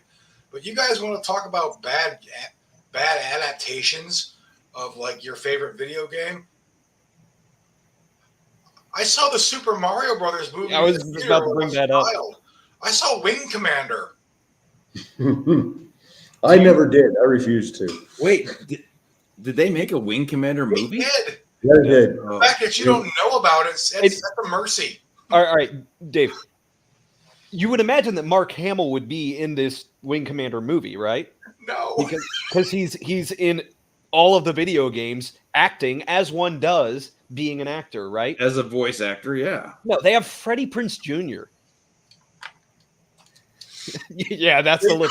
In the movie? They couldn't get late 90s out of desperate for work Mark Hamill to be in this. And he wasn't a voice actor in the games. It was actually him. They had live action video in Prophecy. Commander 3 and 4 and Prophecy had a lot of motion videos. So we're replacing Mark Hamill with Freddie Prinze Jr. Furthermore, the Kilrathi in the movie, the Kilrathi in the movie no longer had hair. Yeah, they were like big hairless cats now, and as opposed to the Wookiee ripoffs that the Kilrathi were. Well, I think they actually kind of got that. Isn't there something in like one of Larry Niven's things where they got like? Yeah, it was much more the Kazin or Zin? Yeah. Well, even and somewhere back there, when did What was the series of sci-fi? It was like a space. I don't know if you call it space opera or not, but it was based on an early dice rolling game. Gosh damn it! A Sci-fi, space game. Starfire. Yeah. Yeah, remember they did Ray Weber actually wrote some of those. Yeah, they did, and White did a few of them, or maybe they co-wrote them. Yeah, And they had same basic thing, but their cat people were Orions. but I've seen conflicting. for the I've seen theories that the Kilrathi were either a ripoff of the Orions or a ripoff of the Kazin. They're big fucking furball cats, dude. I'm gonna just throw this out there for the aspiring writers who may see it at some point. Like, well, I'm paying attention now. Cat aliens are canceled now because now they're just furries. Okay. You just ruined cats away from a lot of people, buddy. Furries have ruined that. So if you want to write about fighting furries, that's fine. They're a menace. Look, man, the internet has ruined everything. There's nothing that's not ruined by some weird fucking fetish group, okay? Anthropomorphic animal creatures have been especially ruined, though. Yeah, very much. Rule 34 is a curse that we will not get out from under for many generations. There we go. We can have Gecko 34. No, no, we can't. Yeah, now we're on. Yeah, Dave's on point with this. Yeah, I'm down. Okay, somebody bring up the meme that sickos. Yes, ha ha ha, yes. Yeah, furries. There was a time when, like, if you read, you remember Dean Foster's Spellsinger? Yeah, don't remember anything about it, but I do remember it. Like when I was a kid, I don't remember how far back it was. I loved the first couple of books. It was cool. All the characters are animals, and they're fighting against army ants, and there's giant spiders and whatever. Hell, furries ruined that. Yep. Literally any werewolf thing ever they ruined. Well, except for maybe dog soldiers. They'd find a way, but no. Gecko 45 ruined dog soldiers because he was just like, yeah, man. One time I was up there in the cabin. Fucking... Oh man. Oh, Pablo John. Midworld is one of my, hands down, my favorite books. Great book. I've ever read that one. It's now, I mean, it might be one of those deals where I'm remembering it maybe more fondly than it deserves, because I think I read it for the first time when I was working on my grandpa's pecan orchard with my uncles. Maybe I don't know that I was even a teenager yet. I love that novel. Yeah, he's right, Pete. If you haven't read it yet, give it a whirl. I think you might like it. And it's a quick read. It's a quick read. But that's a lot of people don't know this, I guess, which is funny. But something else that I've done with Reader is I've written a bunch of gun articles and such on the side through him for your various websites and websites you interact with, and that was fun for a while. I don't mind it. I like it. You should do more of it. And I'm not saying that just because obviously I want the content, but truly, you don't take yourself too seriously. Oh, I know. And you have a very pragmatic and, I like the fact that sometimes you call people out. Well, like, for instance, remember the article, How Good is Good Enough? That is hands down one of my favorite articles, not just that you wrote, but in general. It's a great article. But you need to train every day. Like, no, you don't. Yeah, that's not realistic. You're not going to do that. Like, they get killed on the streets. Like Delta operator door kickers don't train every day. Okay. Yeah. Didn't the two of you guys co-write one time an article one time that was like, just get a gun that works, because people were arguing about?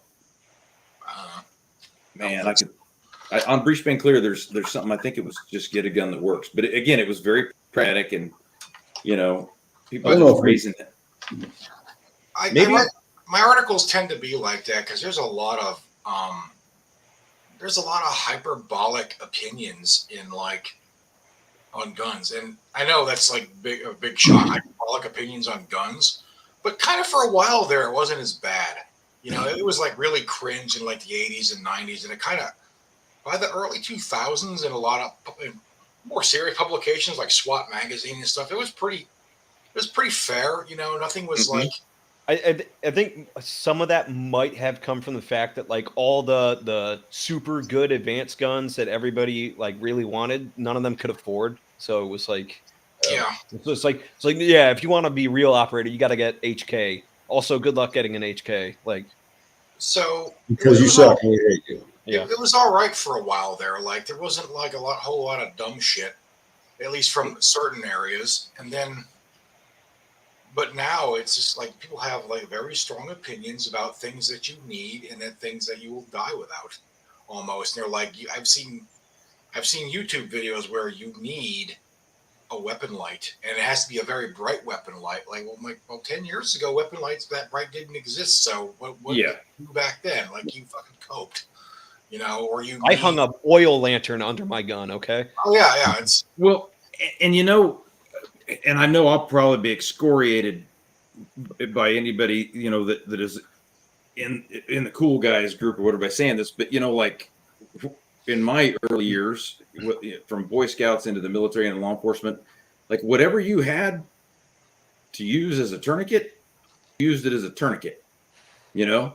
And if that was a paracord or a zip tie or whatever else, if you didn't actually have a TQ, that's what you used. And I actually wrote a character one time who carried, I forget whatever it is, rat's tourniquet or whatever, and everybody's going on and on about how it's not, it's a piece of shit tourniquet and whatever, and it probably is. I mean, if you read the TTC studies and whatever, they'll show you empirically what the best ones are. But you can also wrap that up into a little tiny ball and carry 4 or 5 of extra in addition to your regular tourniquet. But people just lose their mind. I've been to a lot of live tissue trainings and like no shit, actual medical training stuff.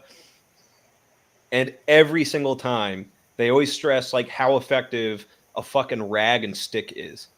You know what I mean? Like, yeah, the soft T is pretty fucking good, but if you don't have one of these instead. They used to, when I was in the Army, you know, like 20 years ago, this is right before Iraq, before tourniquets became mainstream, because back then the medical technology hadn't quite advanced yet. That leap, there was like a big turning of the corner with tourniquets around from the Iraq War. Before that, remember, well, they only issued remember the little green plastic first aid kits. That's what you got. Yeah, you made a tourniquet out of a triangle bandage. Out of the green bandages. Yeah. I'm just going to point this out. When I went through boot camp, they were still saying the tourniquet is the absolute last thing you want to put on somebody. Mm-hmm. And then, like a month into the fleet, not even a month. People were like, "How fucking dare you? Like, put that shit on first, you know?" Well, because for the longest time there, if you put a tourniquet on a limb, there was a good chance they were going to lose it. You know, it was the last resort. But a lot of hard gained experience in Iraq kind of advanced medical technology to the point where they can. You know, now it's not that big of a deal. That was not the case 30 years ago. So, especially if the tourniquet was on there for more than a couple hours. In 2005, we may have had 1 or 2 cat tourniquets for the whole platoon. The doc had those. We were carrying bungee cords. And I know at least one dude. Well, and that's the point is that that was what we did, and because that's what you had, and so now all of a sudden it's gone even past being having the an Izzy or whatever. It's not even bougie. It's like if you have the other stuff, you're a moron. You know, and it just makes no sense.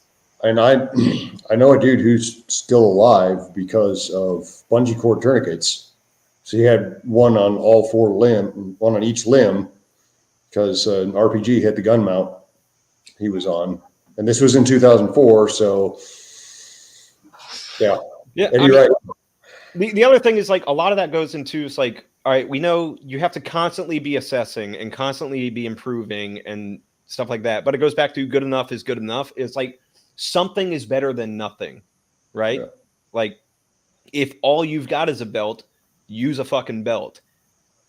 it might behoove you, as the E6s like to say, it might be better for you if you have something better than that. But For if sure. you don't, like I'm not going into business casual day with a fucking soft tea in my lapel pocket and shit like that. Exactly. I had somebody get so mad at me one time when I made fun of target. Oh, there was this little thing where you can like strap tourniquets to your leg and hide them under your pant cuff. And I said, we already had a solution for that. They're called pockets. I remember that. Or backpack. Somebody's like, you don't understand what this is for. You can't. What if there's a workplace shooting? Like, look, man, if you think you need to go through life in your office job with a tourniquet strapped to your leg, your post office uniform has pockets. Okay. Like for fuck's sakes, I'm not saying like. Look, I understand. Like, if I get shot and I don't have a tourniquet, yeah, I'll absolutely. You know what? I'll eat crow. I'll be like, man, I should have had a tourniquet, but it's just the way life is. You guys go through life worried that things that are almost certainly not going to happen to them are going to happen to them. And they worry about that more than they worry about things that are going to happen to them. And they always like to shoot back with like, it's like a condom, man. I'd rather have it and not need it. It's like, you don't need condoms either. Like, trust me, I've seen your game, dude. Well, now, and I will say that, I definitely think that you should prioritize the gear, if any, that you carry based upon the likelihood that you're going to use it. When I see some of these people that have their alleged pocket dumps, and they've got a full-size staccato and 6 mags and all this other really cool shit, and there's no medical gear, I think we have a problem. They carry that appendix inside the waistband, and they say it's super comfortable. And no, you don't. You're full of shit. Micro compacts became the big thing in terms of pistols. Anybody who tells you appendix is comfortable is lying, or has never done it. And look, I carry appendix. But I'm not going to lie about it. I carry appendix too, but it's not uncomfortable. But I also don't carry a giant full-size damn pistol. But my point though is that I think we got to be realistic about it. To Mike's point, do you need a Geiger counter and a gas mask every day? No. I swear to God, I saw an advertisement from what's that company that makes the gas masks? Mirror Safety. Yes. M3 or 3M. No, Mirror Safety, right? They're like, I think 3M supplies retailers, maybe. This is your new EDC respirator, and I was like, shut the fuck up. I call that an inhaler. Like, look, I've had jobs where I had to carry a fucking gas mask every day because I worked in chemical weapons demilitarization. Okay, that was part of my prescribed work uniform. You, random citizen, do not need a fucking gas mask every day. Stop it. But at the same time, the people who are telling you like you need to carry all this EDC shit were also the same people that were like claiming the Yog Commando dagger was like the greatest thing ever, which wasn't that twisting 3? Yeah, the 3-bladed corkscrew fucking dagger with the holes in the blade so that like it can't close the wound or anything like that. It's like it also sucks at stabbing through the ribs because it's not pushing shit through. I'm not familiar with that one, but let me. It was all over Facebook a few years ago. I'm all about keeping a tourniquet in your bag if you carry a day pack. When I remember it, sometimes I'll wear I've got an ankle kit. Yeah. And I carry a flashlight. But the only stuff, thankfully, the only EDC stuff that I've ever actually used in real life was my medical stuff because I came up on a crash. Yeah. When I was an over-the-road trucker, I carried like a regular first aid kit, and I had a trauma kit that I put together. And there were tourniquets in the trauma kit. Sure. But you didn't have them on your belt like Batman. No, nor did I. I saw one guy who was doing like his cool gun guy blog from his car. He had one strapped to his seat belt. That looks like a sadomasochist sex toy. I mean, it's ribbed for her pleasure. Look at that shit. Yeah, it is. So yeah, this is one dude. He had one one bungee tied to his seat belt, like right here. So my thought is like, okay, so how are you going to get to that when the airbag goes off? Or how do you, does your seatbelt retract all the way now when you unbuckle? Or is it just like... No, he's got the 5-point harness that he just... Yeah, it's like for a while there, it seemed like a lot of guys thought that the only piece of medical equipment you needed was tourniquets. And it's like, there's like a whole important part of your body that you can't use tourniquets on. It's right. There's actually there's the chest box and there's all the junctions that. Yep. Yeah, there's a lot of bleedy parts in there. Mm-hmm. I'm bleeding from my neck. Well, you better put a tourniquet on it. Well, the other thing is like when somebody's trying to market, a chest rig that they make, and then somebody's like, it's like, where are you gonna fucking put your plates or some shit like that? It's like, guys, let's go through the definition of a fucking chest rig. It's not a plate carrier. It goes over the plate carrier if need be. If not need be, you can wear a fucking chest rig without a plate carrier. It's great. And DOD to the contrary, depending on your mission and environment, you probably shouldn't be wearing body armor. Because body armor is... That's how much they hate you, Pete. Fucking.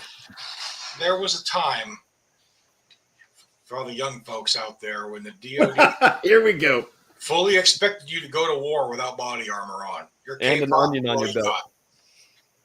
Your K-pot was all you got. That was enough, right?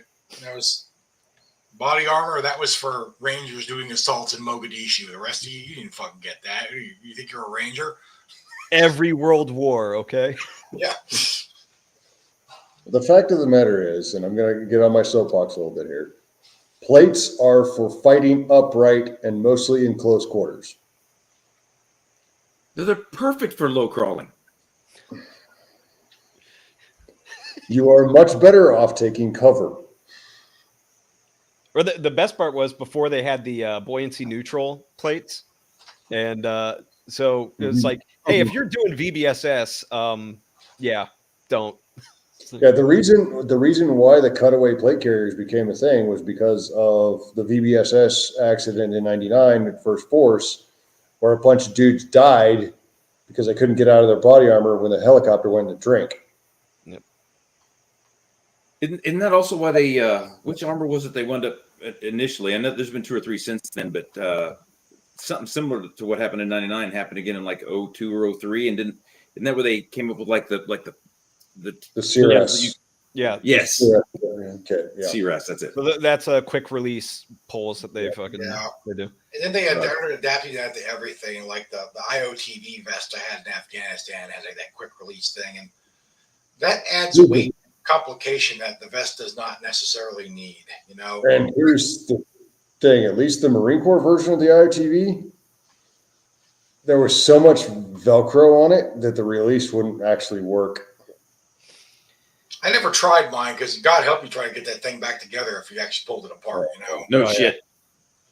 I'm just glad they gave it to us for like landlocked countries and shit like that. But John, yes, that was the 46 backflipping off the fantail. My platoon sergeant in 07 lost some very good friends on that bird. That was the one in '99 or later? 99, yeah. Okay. But, okay. There's uses for body, and now it's like they think the only body armor that's useful is plate carriers. Like, not Right. Like, guys, you're more like domestically, stateside, you're a lot more likely to get shot with a handgun, and there's a whole lot of you that a plate carrier doesn't cover. So, if you're worried about wearing body armor, why not cover your bases? If you're actually, the soft Kevlar part doesn't actually weigh much compared to the plates. It's not like you're going to be doing patrols in this shit, You're like wear, if I'm teaching a class or helping somebody on the range or whatever, I'll wear soft armor. That's probably a good time for it, really. Yeah, because that is the best time for it. I've had some handgun classes where I probably should have been wearing body armor. It was like, oh, you have an Instagram channel putting the level 4 plates in? Why are those and the neck protector and the nut protector and the shoulder don't forget the MVGs cocked back on your helmet, even though it's high noon. There are Yeah, right now there are some kids out there who will call you a FUD if you don't have your $30,000 night vision, Greg. I'm like, Well, shit, they're gonna call you a FUD if you don't have the fucking cat ears on your ear pro. So right? It's like In that case, I will always be a FUD. 99% of people don't have anywhere they can go to shoot at night, much less with night vision. Like this is like gun tuber stuff that they think is like everyone is doing besides them, and it's like, no, you're not doing that. It's like I'm still waiting for like the gamer culture and the gun culture to like truly meld like inseparably, so that they have like the RGB lights on their fucking night vision and shit. like my freaking, like my and I mouse. know, Yeah. I know we're cracking on some of these folks. I do think people get carried away over it, but I do think that we have a better informed and a more, I hate the word to use it, but tactically savvy overall gun carrying population than we once did. Right. And we do, and they're kind of unfair to, like, you see more complaints now about like the boomer FUDs and all these things. Like, they're straw manning people that, if they even still exist, are like dying off now. Like the old guy in the gun store. It's like, well, it's an easy joke to make. It's like, you guys didn't even have to deal with this stuff when it was mainstream. Like, what are you complaining about? They still had guys fucking chicken winging when they were fucking going through. Because they have to find something to complain about.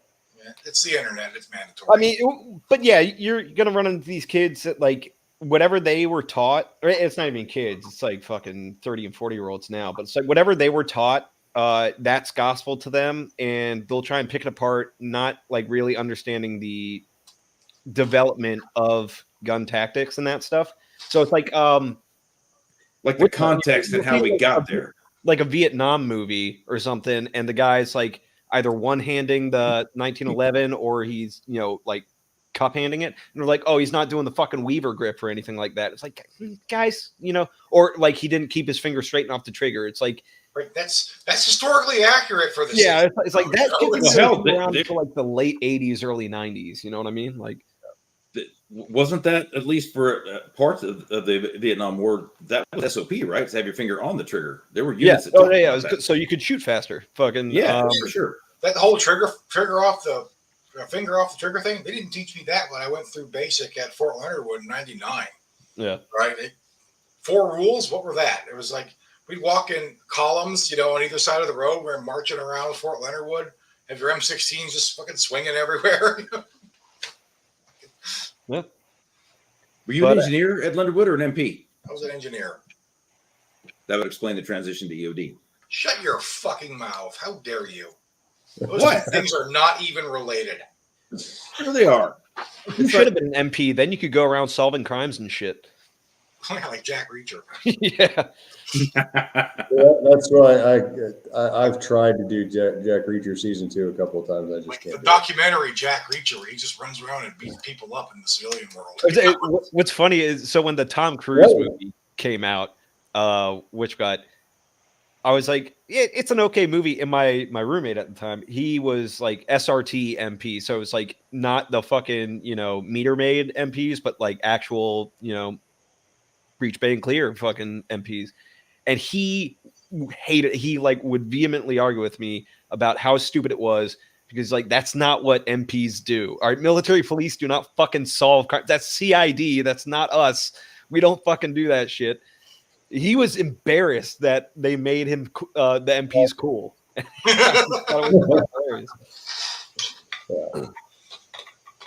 And see, I tuned out of Reacher even before Richardson decided to open his mouth on the internet. Yeah.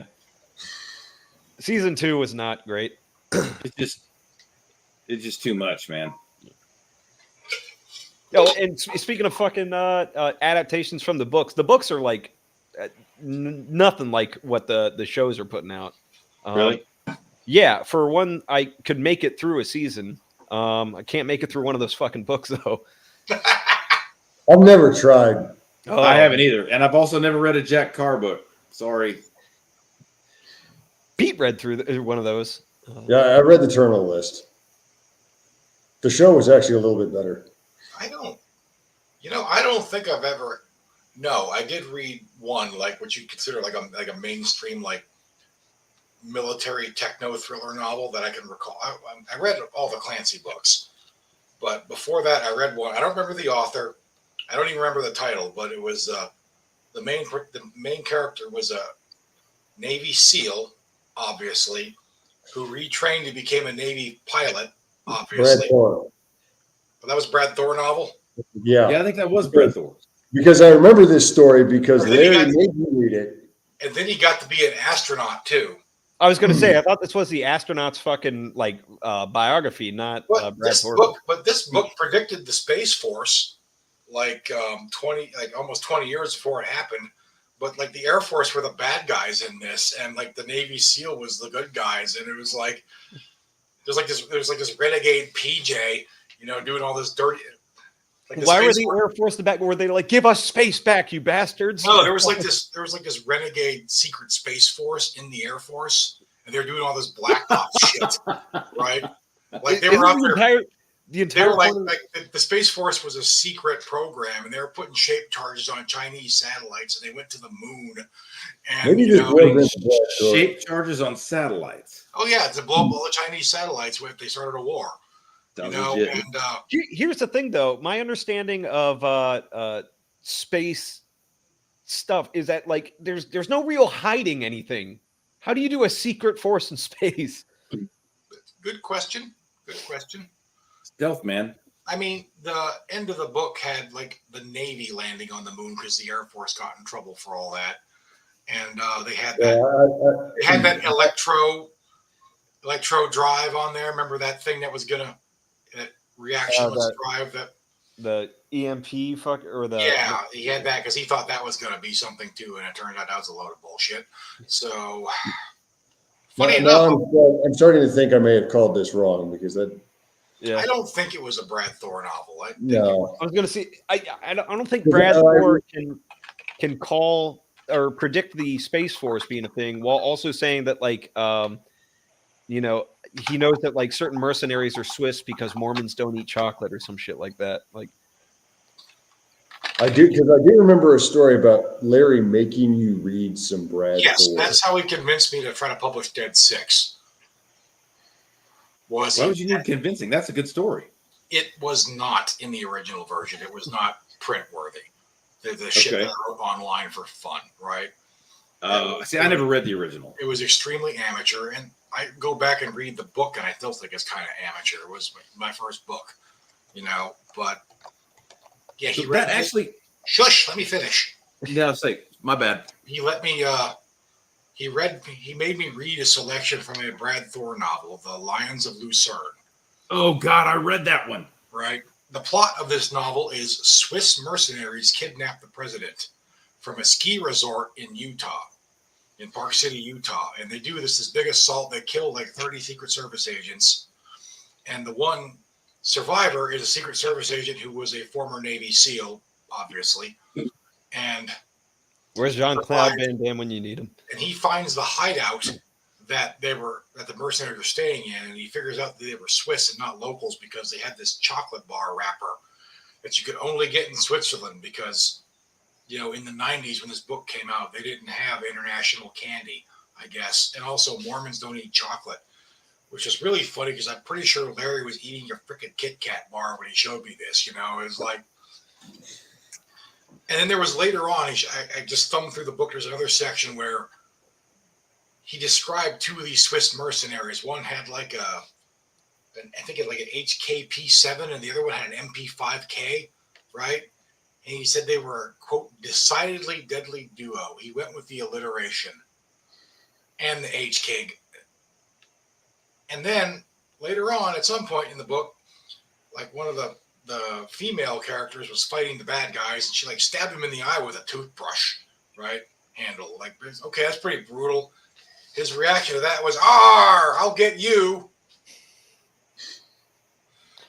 And your talking dog, too. Right. The character's name was Scott Harvath. So at that point, I was like, okay, okay, this guy is like a rich New York Times best-selling author, and this is kind of garbage.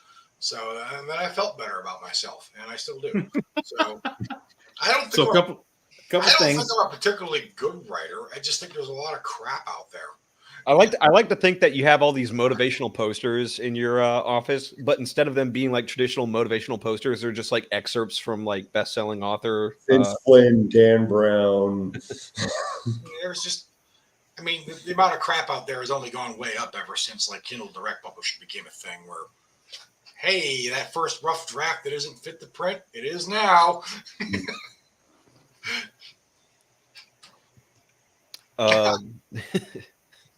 I will not speak of another band author. The character you're talking about from the lines of Lucerne is Scott Horvath or something like that, and he's actually based on one or two real people. I can't remember who they are. Scott and Horvath. Yeah, could be. Yeah, I cannot. I tried Brad Thor book once, and I might have actually made it 75 pages. Well, I'm not going to badmouth the guy. I mean, he's written way more books than me, since I've written none. He's made a lot more money than I have. Oh, they already. Grant him But that. it does feel like in a lot of these, with just a little bit of work, or even like whatever the equivalent of a technical advisor would be from a movie, they could just really make some good shit. But it doesn't. A lot of being successful at a writer is luck, right? It's the guys who make it big and the guys who get discovered. It's very often it's just you were in the right place at the right time. Well, I was going to say it also used to be like that's why you had literary agents. Yeah. Now, like, who was saying it's like literary agents like don't even like try and discover new people. They like just try and weasel their way into the career of somebody who like already made it big, which defeats the point of a literary agent. They put out big, complicated lists of their own weird niche tastes, and they try to find people that write specifically to their tastes. You know? Yeah, that's not being an agent. That's like commissioning a book for you. Yeah, that's precisely what they're doing. Yeah, and most of them are chicks in their 20s who live in New York. She was at least 30. Okay. That's like most of the publishing industry, but that's all of it though. Like even. Oh, no, Mike, there is an in for author advisors. I don't know what the fuck they do, but I heard they're a thing, and I'm going to be one. I'm just going to fucking give you unsolicited advice. That should be your. I mean, you do anyway. As long as you're not expecting to get paid. Right, but now I'm going to get paid for it because I'm your author advisor. No, not for me. You're not. That's a positive attitude. I like that, and I like that in an author advisor. Yeah. But you give me unsolicited advice all the time. You've been doing this the whole time. Right. You were the author advisor all along. Hey, hell of an interview though, right? Like I can show you what I do. Right? Could you though? No. Yeah, I think literary advisor might be a scam, but it's Coop's title now, so you can just start putting that in. I want you to start introducing yourself as that. Like put it in your Twitter bio, you know. I'm going to start for the descriptions for these streams. I'm going to start just putting a link to the definition for literary advisor for Coop. Like the rest of us have book links. Or people are going to be like, why the fuck is this at Urban Dictionary? Because it's not. He has a link tree that just goes to Urban Dictionary. Yeah, no, okay. So for anybody who doesn't know what the fuck we're talking about, which I mean, I'm a part of that. But so somebody was like, it's like, hey guys, you know, one of my books started to sell well, and I got an email saying that they were an author advisor, and they were not an agent, but an author advisor, and they told me to get a hold of them, and nobody knew what the fuck that was. Like so very clearly, authors I know and guys that work in like not just authors, but people that work on the publishing side at BAN, and nobody heard of this. I think it's a scam. Somebody's trying to come up with a new hustle. You know, I don't know. Yeah, that's precisely what it is. And yeah, there's a whole internet ecosystem of hustlers who are trying to make money off of naive authors who are desperate to make more of an imprint. Yeah, they're called YouTubers. And I mean, I'll get unsolicited emails from book promotional sites, and fortunately, I seem to have finally stopped getting the unsolicited emails from a Chinese embroidery shop that wanted to make patches for me.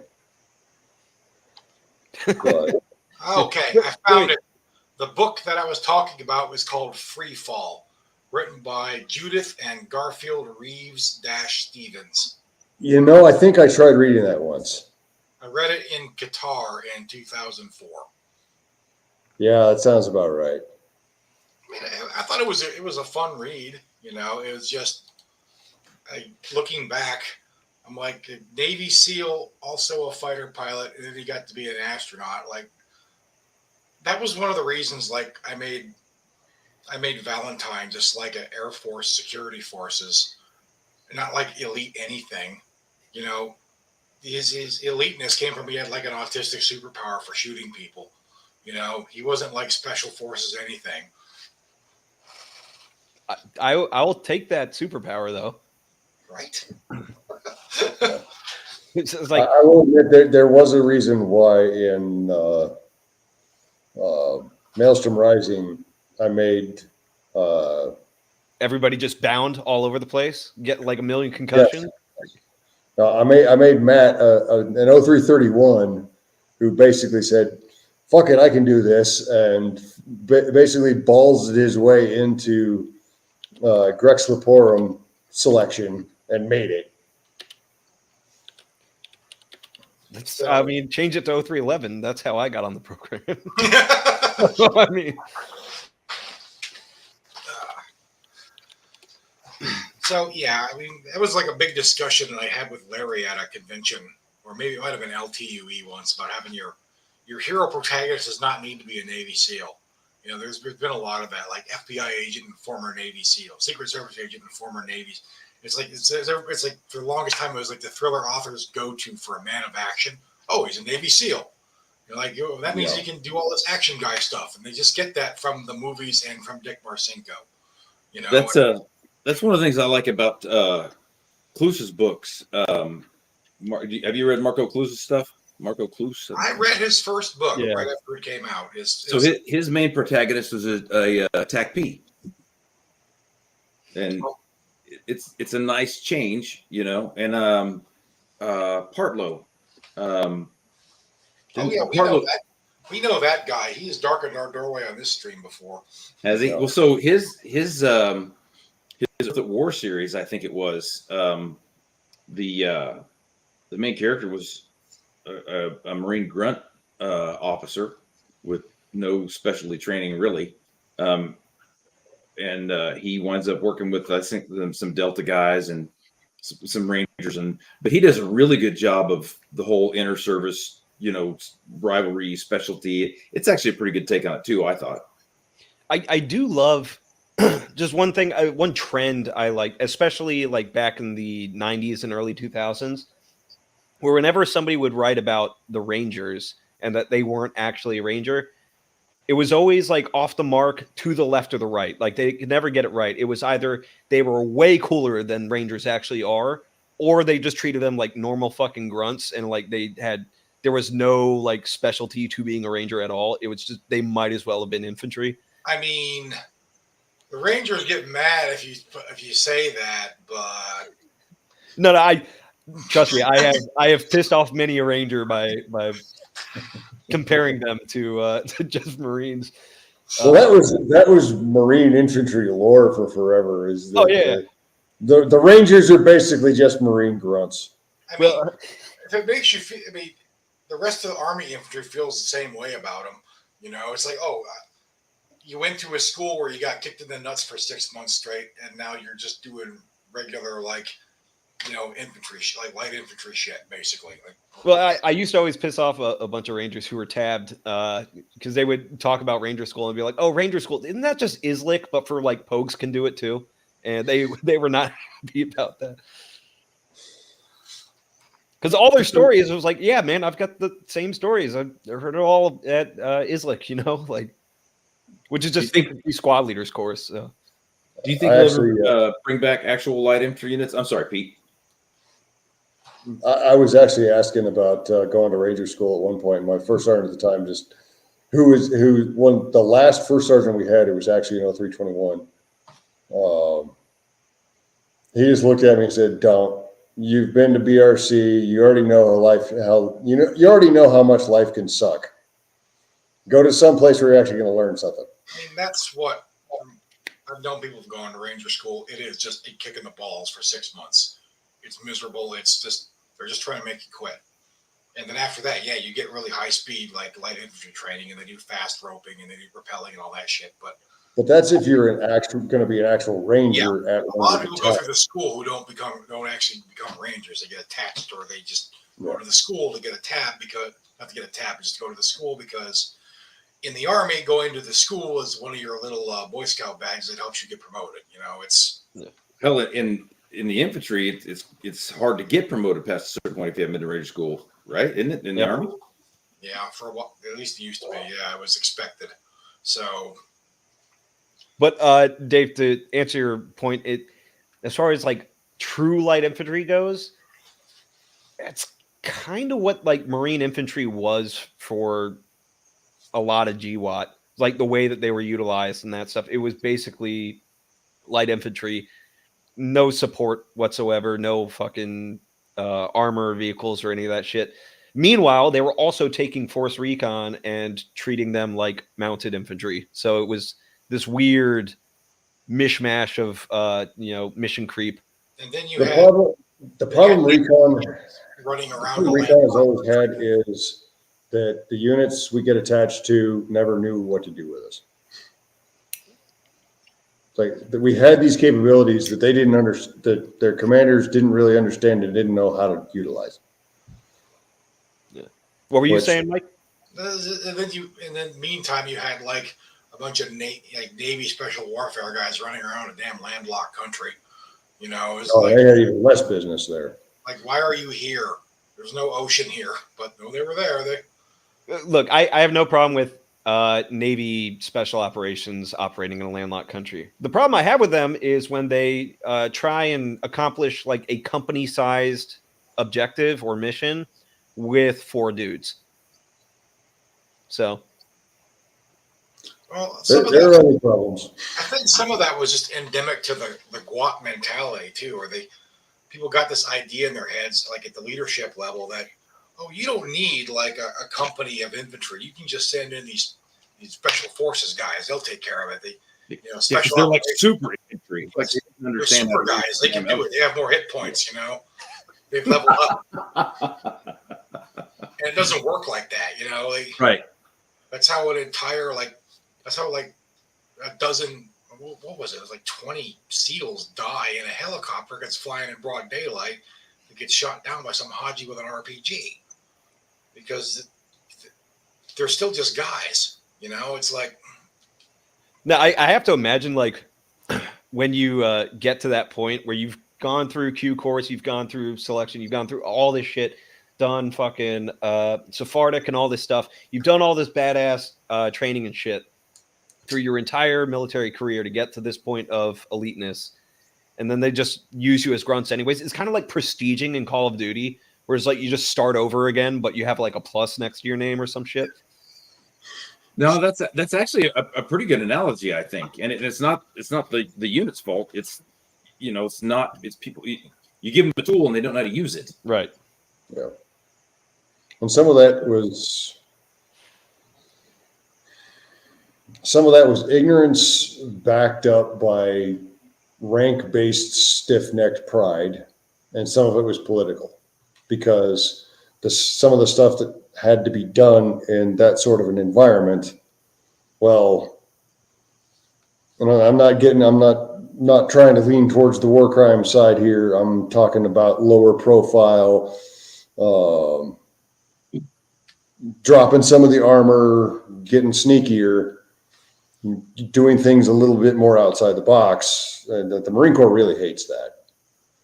And to the point of, did you ever hear about Sergeant Major Vines, Coop? He may have just been a Pendleton phenomenon. I think he was just a Pendleton phenomenon. He was up at this is the sergeant major who accosted a couple of our guys up at SOI once. I don't remember what they were doing up there, but they had their dual cool on, their jump and dive. Yeah. And he was screaming at them that they were wearing unauthorized devices because there are no parachutists in the Marine Corps. Yeah, that's not true. It's literally a re-enlistment bonus. Yeah. And there, we just did a jump on DZ Basilone here on Camp Pendleton just 2 days ago. They didn't want to hear it, but his one of his most famous quotes was, "Recon, snipers, you're all outside the box. I'm here to put you back in the box." Yeah, he was definitely. That's something a good leader says. Yeah. Right. I'm here to put you back in the box. So I understand exactly what Pete's saying, but I will push back in that, like, yeah, the Marine Corps hates thinking outside the box, but yet they always require it because it's like, yeah, all right, you want to get into light infantry. My platoon was dropped in the middle of a battalion-sized AO and said, "Hey, this is yours. You run it now." So it's like, and also we're going to see you like maybe once a month, but we're not going to bring anything. We're not going to fucking help you out with anything. So just figure it out. At that point, a lot of the military is like that. It's like that happened to Air Force EOD guys who were like, "Oh yeah, you're going to go out with the army. You're going to go out to this little patrol base with the army, and good luck. Here's some stuff. We haven't done this before, so."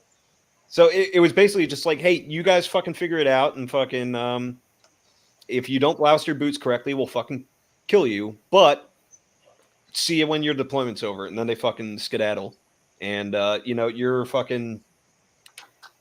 You're basically just being embedded at that point, and you're fucking doing light infantry shit, and you're trying to stretch your resources as far as it can go, and you have to get creative with it. So the way you need to be is 100% in the box, dress right, everything by the book in all of your important training and all of that. Now, once you actually get in the deployed, then you're just supposed to figure it out. Yeah, it's Lord of the Flies at that point. Yeah. It's also, those are the absolute best deployments because there's no fucking oak leaf cluster fucking hanging over your fucking head. Correct you or making sure that like, oh, you're you haven't shaved in a day. Like, what the fuck is wrong with you? Or like, why aren't you wearing your cover outside or shit like that? Fortunately, I wasn't there for it, but I heard about it. Dude had gotten hit just outside the wire. Another Marine was dragging him back while under fire, and the first sergeant screaming at him for having his sleeves half cocked. Yeah, shit like that. We got that. I knew a guy, my late friend Zach Hill.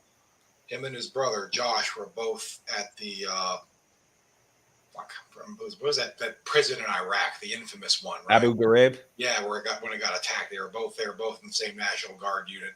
They were there. They did like 2 years in Iraq, both of them, I think. But they got attacked one night, right? Like a big attack. There was a big battle there, and he gets out of bed. He's got his PT gear on, throws on his vest and his Kevlar, grabs his weapon, and runs out there. Some first sergeant made him go back and put his fucking ACUs on. Because you can't go to war when you're out of uniform, right? Yeah, no, that wouldn't fly. That wouldn't fly at one of our PBs. Hell, there was one point where it's like we were slaving a generator to a broken down MRAP an MATV that we had just to keep it running because the generator was fucked. And it wouldn't operate on its own. So we just like attached it to the fucking engine and let the engine run just to keep our COC running. There was a point where luckily my parents as a joke had sent, well, not as a joke. They sent the lightsabers out as a joke. I had asked for a, what's it called? A wrist rocket and that stuff. And we were able to fucking hunt our own mongoose so that we could actually eat. So. In fact, we started breaking down rounds and creating birdshot out of 5.56 shells, gunpowder, and like tissue paper as wadding and the beads from the dog tag chains to make bird shot so that we could hunt birds and that stuff. So, That's like, pretty clever. when I say Lord of the Flies, I'm talking Lord of the fucking There Flies. was absolutely no reason they should have been unable to feed you, though. It's not like you were in outer Mongolia. Some of the Hazaras. That entire country was accessible by helicopter. Okay. Yeah, but air is always fucking red because it's haboob season. So Fucking hell. But it was I gotta say, it was nice being like the only 3 Air Force guys at an Army patrol base, because we had gotten past the point where they stopped trying to do Army shit to us, like trying to make us say "huh" and make us do Army, make us be Army. But they didn't. So they just pretty much just left us alone. My team leader, Glenn Mitchell, he couldn't pull it off there, but he said on previous deployments he had the Army guys convinced that according to Air Force regulations, if they didn't have running water, they weren't supposed to shave. They didn't have to shave every day if they didn't have running water, and they just believed him, because they don't, because they all believe. That's a pretty good line. All this GI lore about the Air Force, that like, oh well, if they stay at Army House and they get extra pay, which that isn't true. They'll just put you in a hotel. But so yeah, he was able to scam. I went like a whole month without wearing a uniform there at one point. So it was just you in your Hawaiian shirts. No, it was like that. We had like the massive fire resistant like kind of jacket and pants. It was like fleece line, kind of cold weather. I just wore that over my PTs. Didn't even lace my boots up. It was real slow there for like in the harvest season, because all the terrorists had to go home to harvest their fucking grapes. So, good for you. Anyways, back to the point that we were talking about before we got on that tangent. One of the reasons that the mission creep and or mishmash and like nobody knew what the fuck they were doing, it wasn't just like incompetence and political. It was also, well, it was political in the sense of like trying to justify your role there. So it's like a lot of the soft units and like units that weren't specialized for the shit that they were trying to do needed a reason to be in theater, or else it was just like, well, we're just sitting here eating chow, not doing anything. So we've got to go take this out and be like, yeah, but we've got like a company of Marines over there that are like way better suited to do this thing, and be like, no, the CB's got to get theirs. And it's like, what the fuck? Because, well, at the end of the day, the military is still a government bureaucracy, and the worst thing you can do in a government bureaucracy is say we're not needed. Yeah. Even if it's just for one very specific scenario, like the United States Navy saying, okay, this is a landlocked country, this is not our purview. Fuck, they were not going to say that. They were like, how can we get more involved in this? Right. You just got an aircraft carrier on fucking wheels and shit. Just... Well, and the sad reality is they have to do that, right? I mean, because that's how you get the budget. Yep. You know, it is definitely a survival mechanism, but just unfortunately it goes too far. But if I may digress, I actually have a question for you, Mike and Pete, going back to earlier on in the conversation. Is that all right? Yeah. Oh yeah. So you were talking about how you guys had been kicking around the idea for a new Dead Six, but you didn't think it was still relevant because it had been a while or whatever. Do you really think that is the case? As far as like the relevance hits? And so my next question is, couldn't you, and I don't know, it's not Bane, it's Bayan, right? Isn't that how to pronounce it? Something like that, yeah.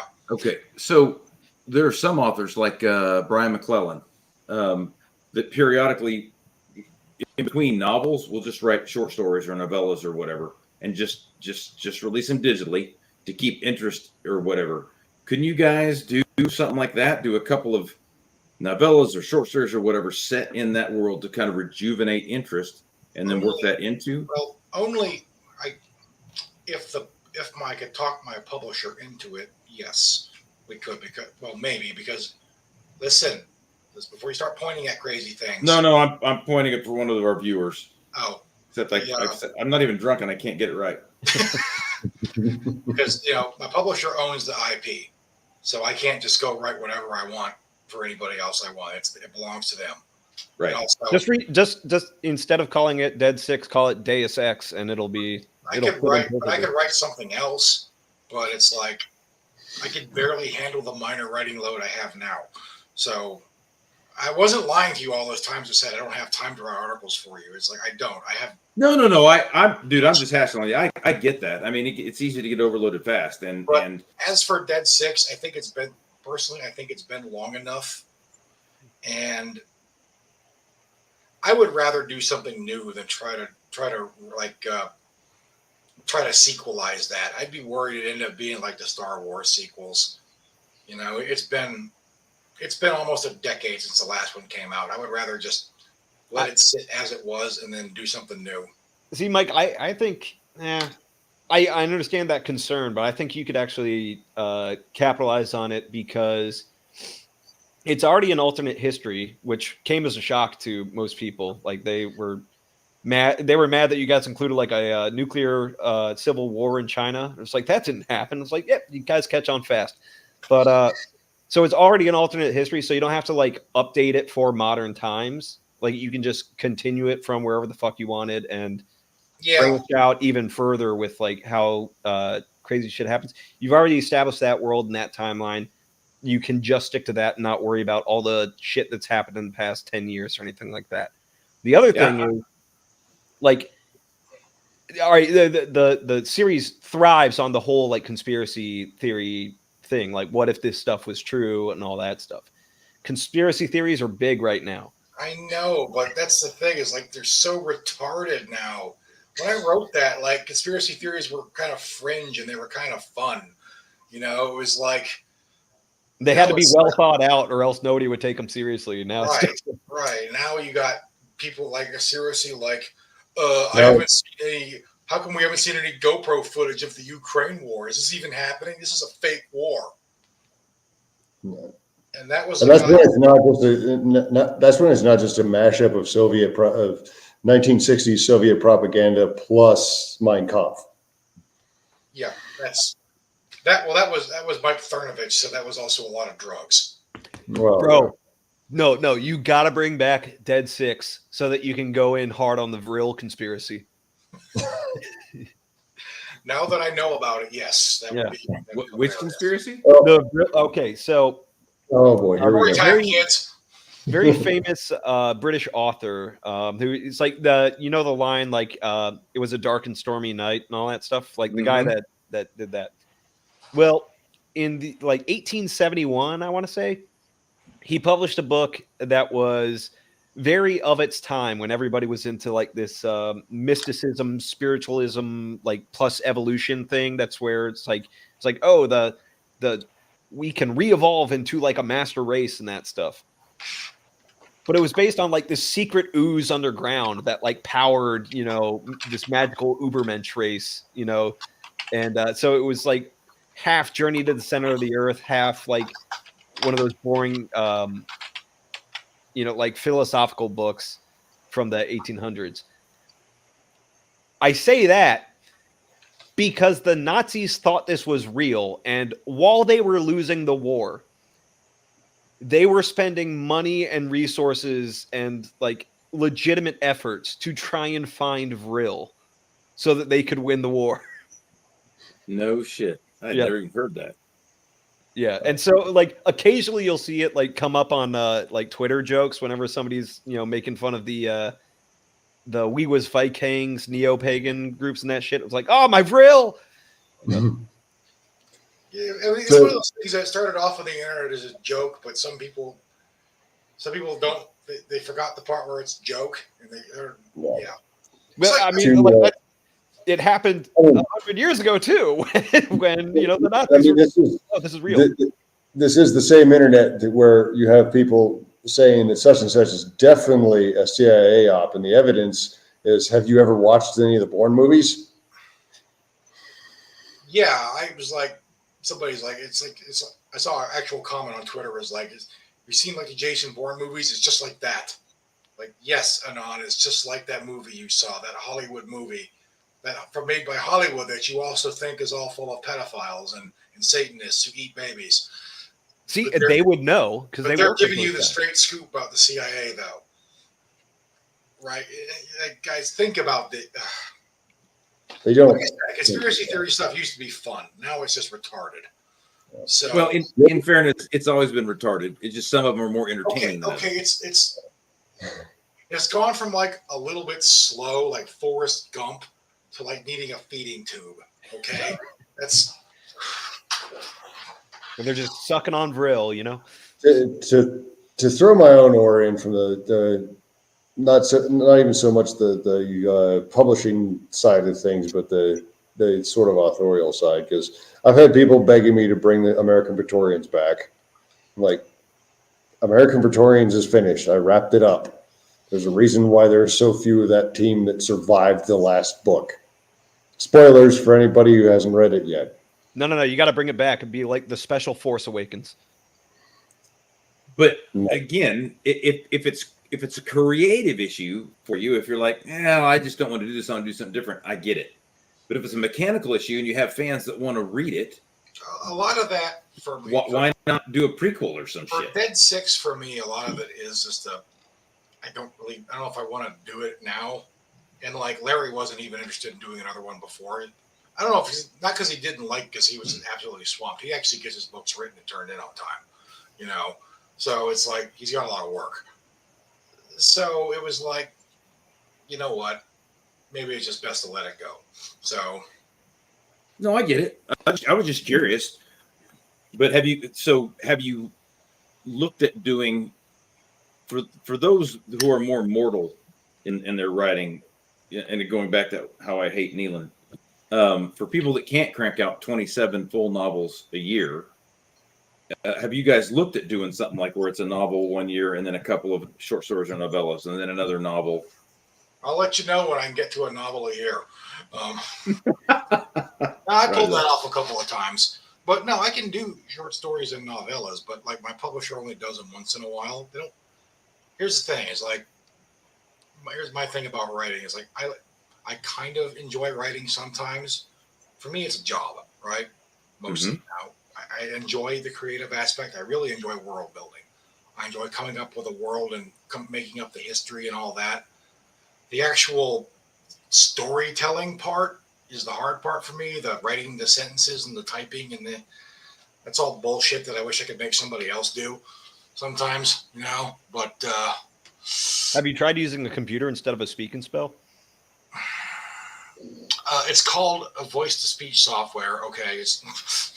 I thought you were just talking to your anime waifu on that. I am married to a human being, and you've met her. Right, but she doesn't write your books for you. Yeah, that's.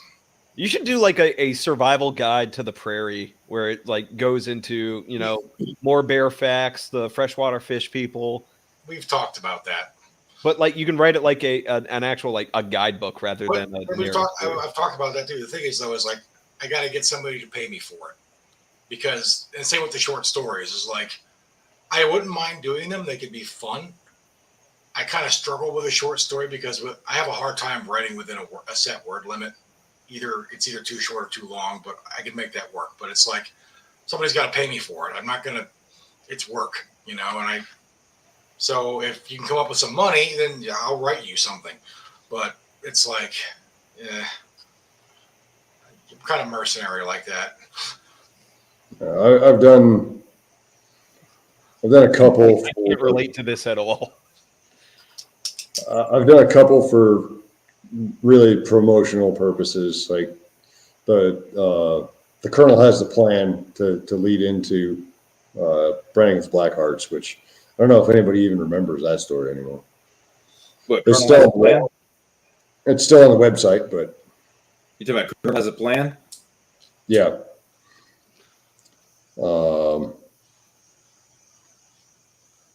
Obviously, I made Drawing the Line kind of a newsletter draw, and there's another one for a series that's coming up. But yeah, generally, yeah. You know what you guys should do, because Mike likes the world building. Pete can write like a motherfucker. So what if you guys combined and like just made your own like G.I. Joe series? That's what. See, I'm trying to do. I'm trying to. You're spoiling my master plan, man. I'm trying to work that in, but make it a sci-fi thing. I'm just over here advising you authors on how to do this. You're doing a great job. You're like on the wavelength. I'm just trying to come up with. I'm trying to create something where, okay, it's like I'm the senior writer. I don't actually do any of the writing. Yeah, I was going to say you want that James Patterson deal where it's like somebody else ghostwrites it and you just Wait. How many books have you written, Mike? It's senior at the publisher, not my number of books. Is how I'm counting this, right? Coop, you said you're not a writer, and so I mean I don't know how deep into this you've gone with these guys or whatever. Like I've got deep. I've given them so many bad ideas. Good. I've got about a 20,000 word novella that took me like 5 years because I would get almost done, then I would second guess it and rewrite it, and second guess it and rewrite it. Kuparty produces. Sorry, Mike. That was legit a slip up. Sorry, Mike produces substantially better stuff than I do, but it takes him a long time. And fucking Pete's actually written one since we started this podcast. He's typing on the side. He's over there typing. He's not taking notes. He's fucking wrapping up whatever the next one is. Yeah, he's gonna hate it when it goes to the editor, though. It's fucking aggravating. For different reasons than usual. Most people are just like, oh man, the editor's kicking my ass on this stuff. They don't like any of that stuff. Pete's just like, the editor's fucking wrong. Just Occasionally. It used to be like with short stories in particular, it used to be years ago, you could make a decent living as a writer just on short stories. There were a lot for sure. That's not really the case anymore. I mean, even before things started to go towards like the whole writing industry is kind of up in the air right now, and nobody knows where it's going to settle down at. Even before that, short stories are kind of becoming more of a niche thing or an anthology thing, which is kind of weird because with the internet, it's a lot easier to get them out there. You can just put one on your blog or on a website, and it's almost counterintuitive. You would think that now versus the 50s and 60s and 70s, you'd be better. But back then, they were printed in like the sci-fi and fantasy magazines and the serials and stuff, and even in some of the comic books, and they had built-in publication or circulation that way. Right. Now you're competing against the entire freaking world for blog traffic, and now you're also competing against every social media and YouTube and everything else for people's time. Well, the publishers generally went towards bigger and bigger novels. And that was a business decision, and I couldn't tell you all of the economics about it. Part of what is kind of pushing things now is the turn towards audiobooks. And that's also why they got to be longer. So it like the length justifies the Audible credit that you cash in for it. It's like, really, am I gonna spend a credit on 5 hours or on an hour of a short story or 13 hours of novel? And there are people trying to write books so they sound better on audiobook, and I don't know if I can do that. It's going to be one or the other. If you try to make it sound too good on audio, if you write it to sound like an audio drama, it's going to be weird to read. I didn't realize that's the way the Audible stuff worked. I mean, it makes sense though, I guess. Yeah, it's less how like Audible works, and it's more how the psychology of the customer works.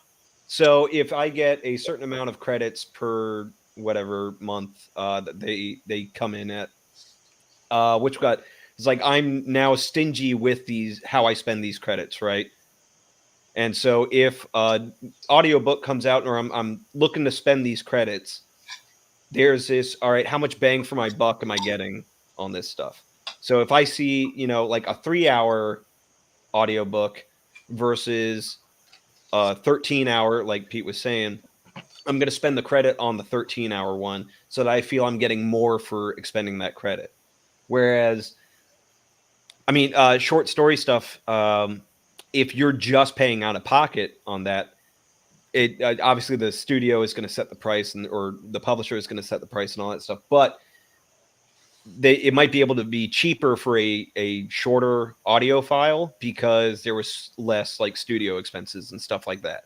So people are only going to like really keep their credits for the lengthy stuff. And then how it generally works out is people on Audible don't really buy audiobooks. They just spend their credits for that. Yeah. So that's how it starts leaning towards the longer doorstopper length books rather than. I've only bought a handful of books on Audible, and I specifically bought them for like road trips. I didn't. Right. I gotta be honest, but the thing is, it's going into before it even has a deal for an audiobook. It's the publishers are like, hey, this book that you're writing that we don't have any deals for needs to be at least like 150,000 words, because if we're going to try and get it into audio, it's this is how the psychology of the works. Right. It's got to be that length, or it's not going to sell on that platform. Yeah. So it's like 4 steps ahead, on this stuff. So that's why, honest, like, I really struggle to get into audiobooks. I've tried. I mean, I've listened to a few. I listened to the Dune books on audiobook when I was driving a truck, and the first one I got was real nice. It was actually like some scenes of the book, like the pivotal scenes, were actually like audio drama produced, right? And they would pivot back to just like the single narrator. But for just an audiobook, just having somebody read to me, it's real easy for me to just kind of zone out. Yeah. I'm kind of with you. Like, I will use audiobooks for if I'm driving on like a road trip or something like that. I'm right there with you, David. But a lot of people. Oh, I know. I'm not saying they're wrong. Just for like, I am just like. Oh, I am. I'm just saying they do it anyways. So they like the audiobook thing is a factor, and it is affecting the rest of the industry. It makes authors money too. I'm just like, I'm just not really climbing on this bandwagon of being an audiobook fan, because it's like I end up a lot of time it's harder for me to concentrate on listening than it is to concentrate on reading, And also, that's why I just don't listen. So when you have a male voice actor doing female voices, for me, that is just so cringe. That's just like, Yep. And so here's the thing. There's a double-edged sword that's about to happen, which is people are going to be doing the AI voice stuff. And so it doesn't even just have to be solely generated by the AI. You can have like a male narrator go through the whole thing, select the points that are supposed to be female characters, and then and they can even do that to change voices so that you don't need a studio full of people. You just need the one narrator, but now you have the illusion of like a full cast production and stuff like that. The flip side of that coin, though, is for the time being, this shit sounds cringe. Like, people can definitely fucking tell that an AI filter is being put over it. Yeah. How long it stays that way, I don't know, because AI tech and all that stuff, it's based off of the data that you put into it and the learning material that you train it on. So as more of that comes out and more data is collected and it's further and further trained, it advances exponentially, not linearly. So it's going to get better faster than it would have with if you have one person doing the voices, if you had a talented voice actor, they'd be a lot better at that than just like somebody who's just reading the book. It's like. Oh yeah. No, there's still going to be like narrators based on skill that are going to be hired for this stuff. Yeah. But the production itself is going to be changed with AI so that you have the illusion of a full cast production. And like AI tech now, it's generating like legit music. Like right now, at least the free versions of that shit, it's not good music, but it's still able to generate new music that like you don't have to get a composer, you don't have to get a studio and people to play the instruments and record and all that shit.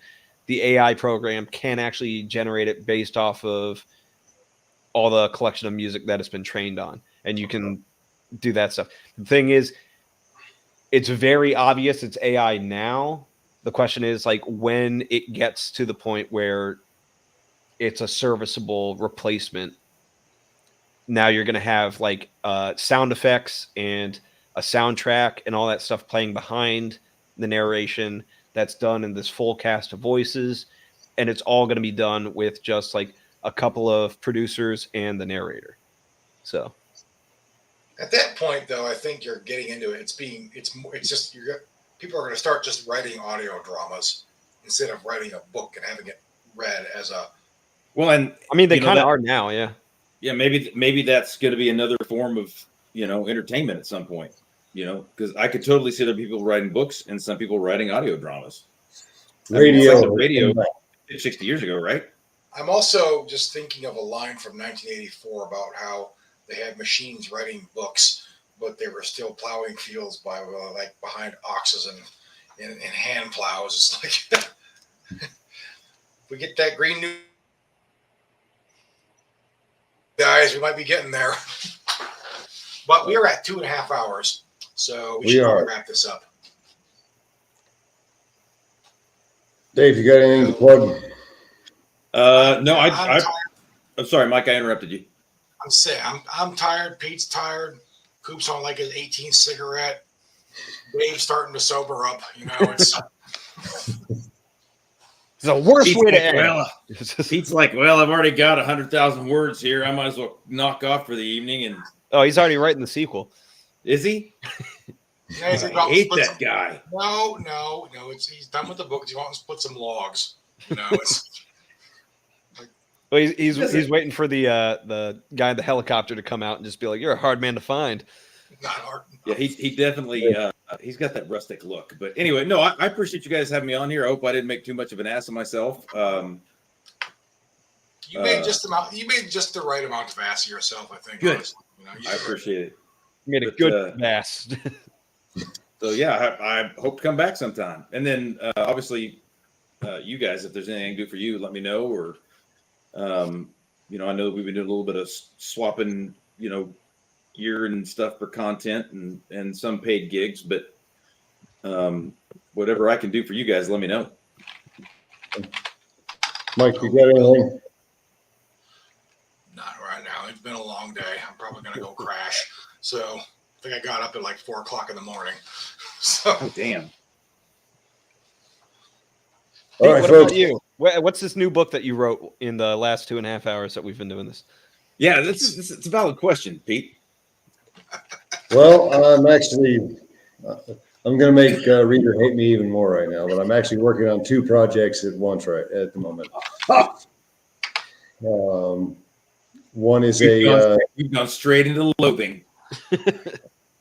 One's a book 3 for Wargate. That book 1 should hopefully be coming out in the next couple of months. Nice.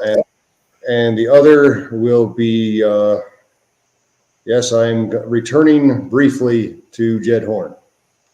Oh, cool. So, yeah, and this is the first. This is the first that has been made public. So it's not going to be a long one, but it should be out here in another month or so. So the new Wargate is not the same characters, the same storyline as the last batch. Nope. This is actually technically for Wargate Nova. This is science fiction. This is military SF. I am hoping to get back to the World of the Lost by the end of the year. But we're still sorting out exactly which project is coming next for Wargate, because there's also another near future war series in the works for them, particularly after Sibley and Mongol Moon. See, every KDP author is worried about AI coming in, just like writing 30 books and replacing them. They can't compete with that. AI is worried about Pete. It is. It really is. I don't know how I can compete with that. Can you imagine where we'd be if Jordan Rothfuss and George W.R. Martin could write like Pete? Holy shit! Man. Well, you'd still be a pompous. Yeah, I was gonna. Yeah. They just would have finally jumped the shark rather than leaving it in the popular. Well, for sure, but they wouldn't. I guess my point is that it wouldn't have ruined the novel writing thing for so many people, because readers are leery of getting into a new series now because they don't know if it's going to get finished or not. Joke's on them. Pete's got 3 new series, so they can take their pick. That is one of the reasons my last 2 books were just one-offs, because I just wanted to write a book. I didn't want to Yeah. write a series. I just wanted to write Yeah, but people are still waiting for the sequels, though. I know. Yeah, I'm not gonna read this one off until he finishes the series. So people Yeah, ask me, no like, doubt. so when's the sequel? Like, there isn't one. There's like this moment of disconnect. I could just feel it through the screen, you know, like, what? You can't do that. Like, All the final lines of your books just be like, and then everybody died at the end. Somebody divided by 0. This universe is null and moot now.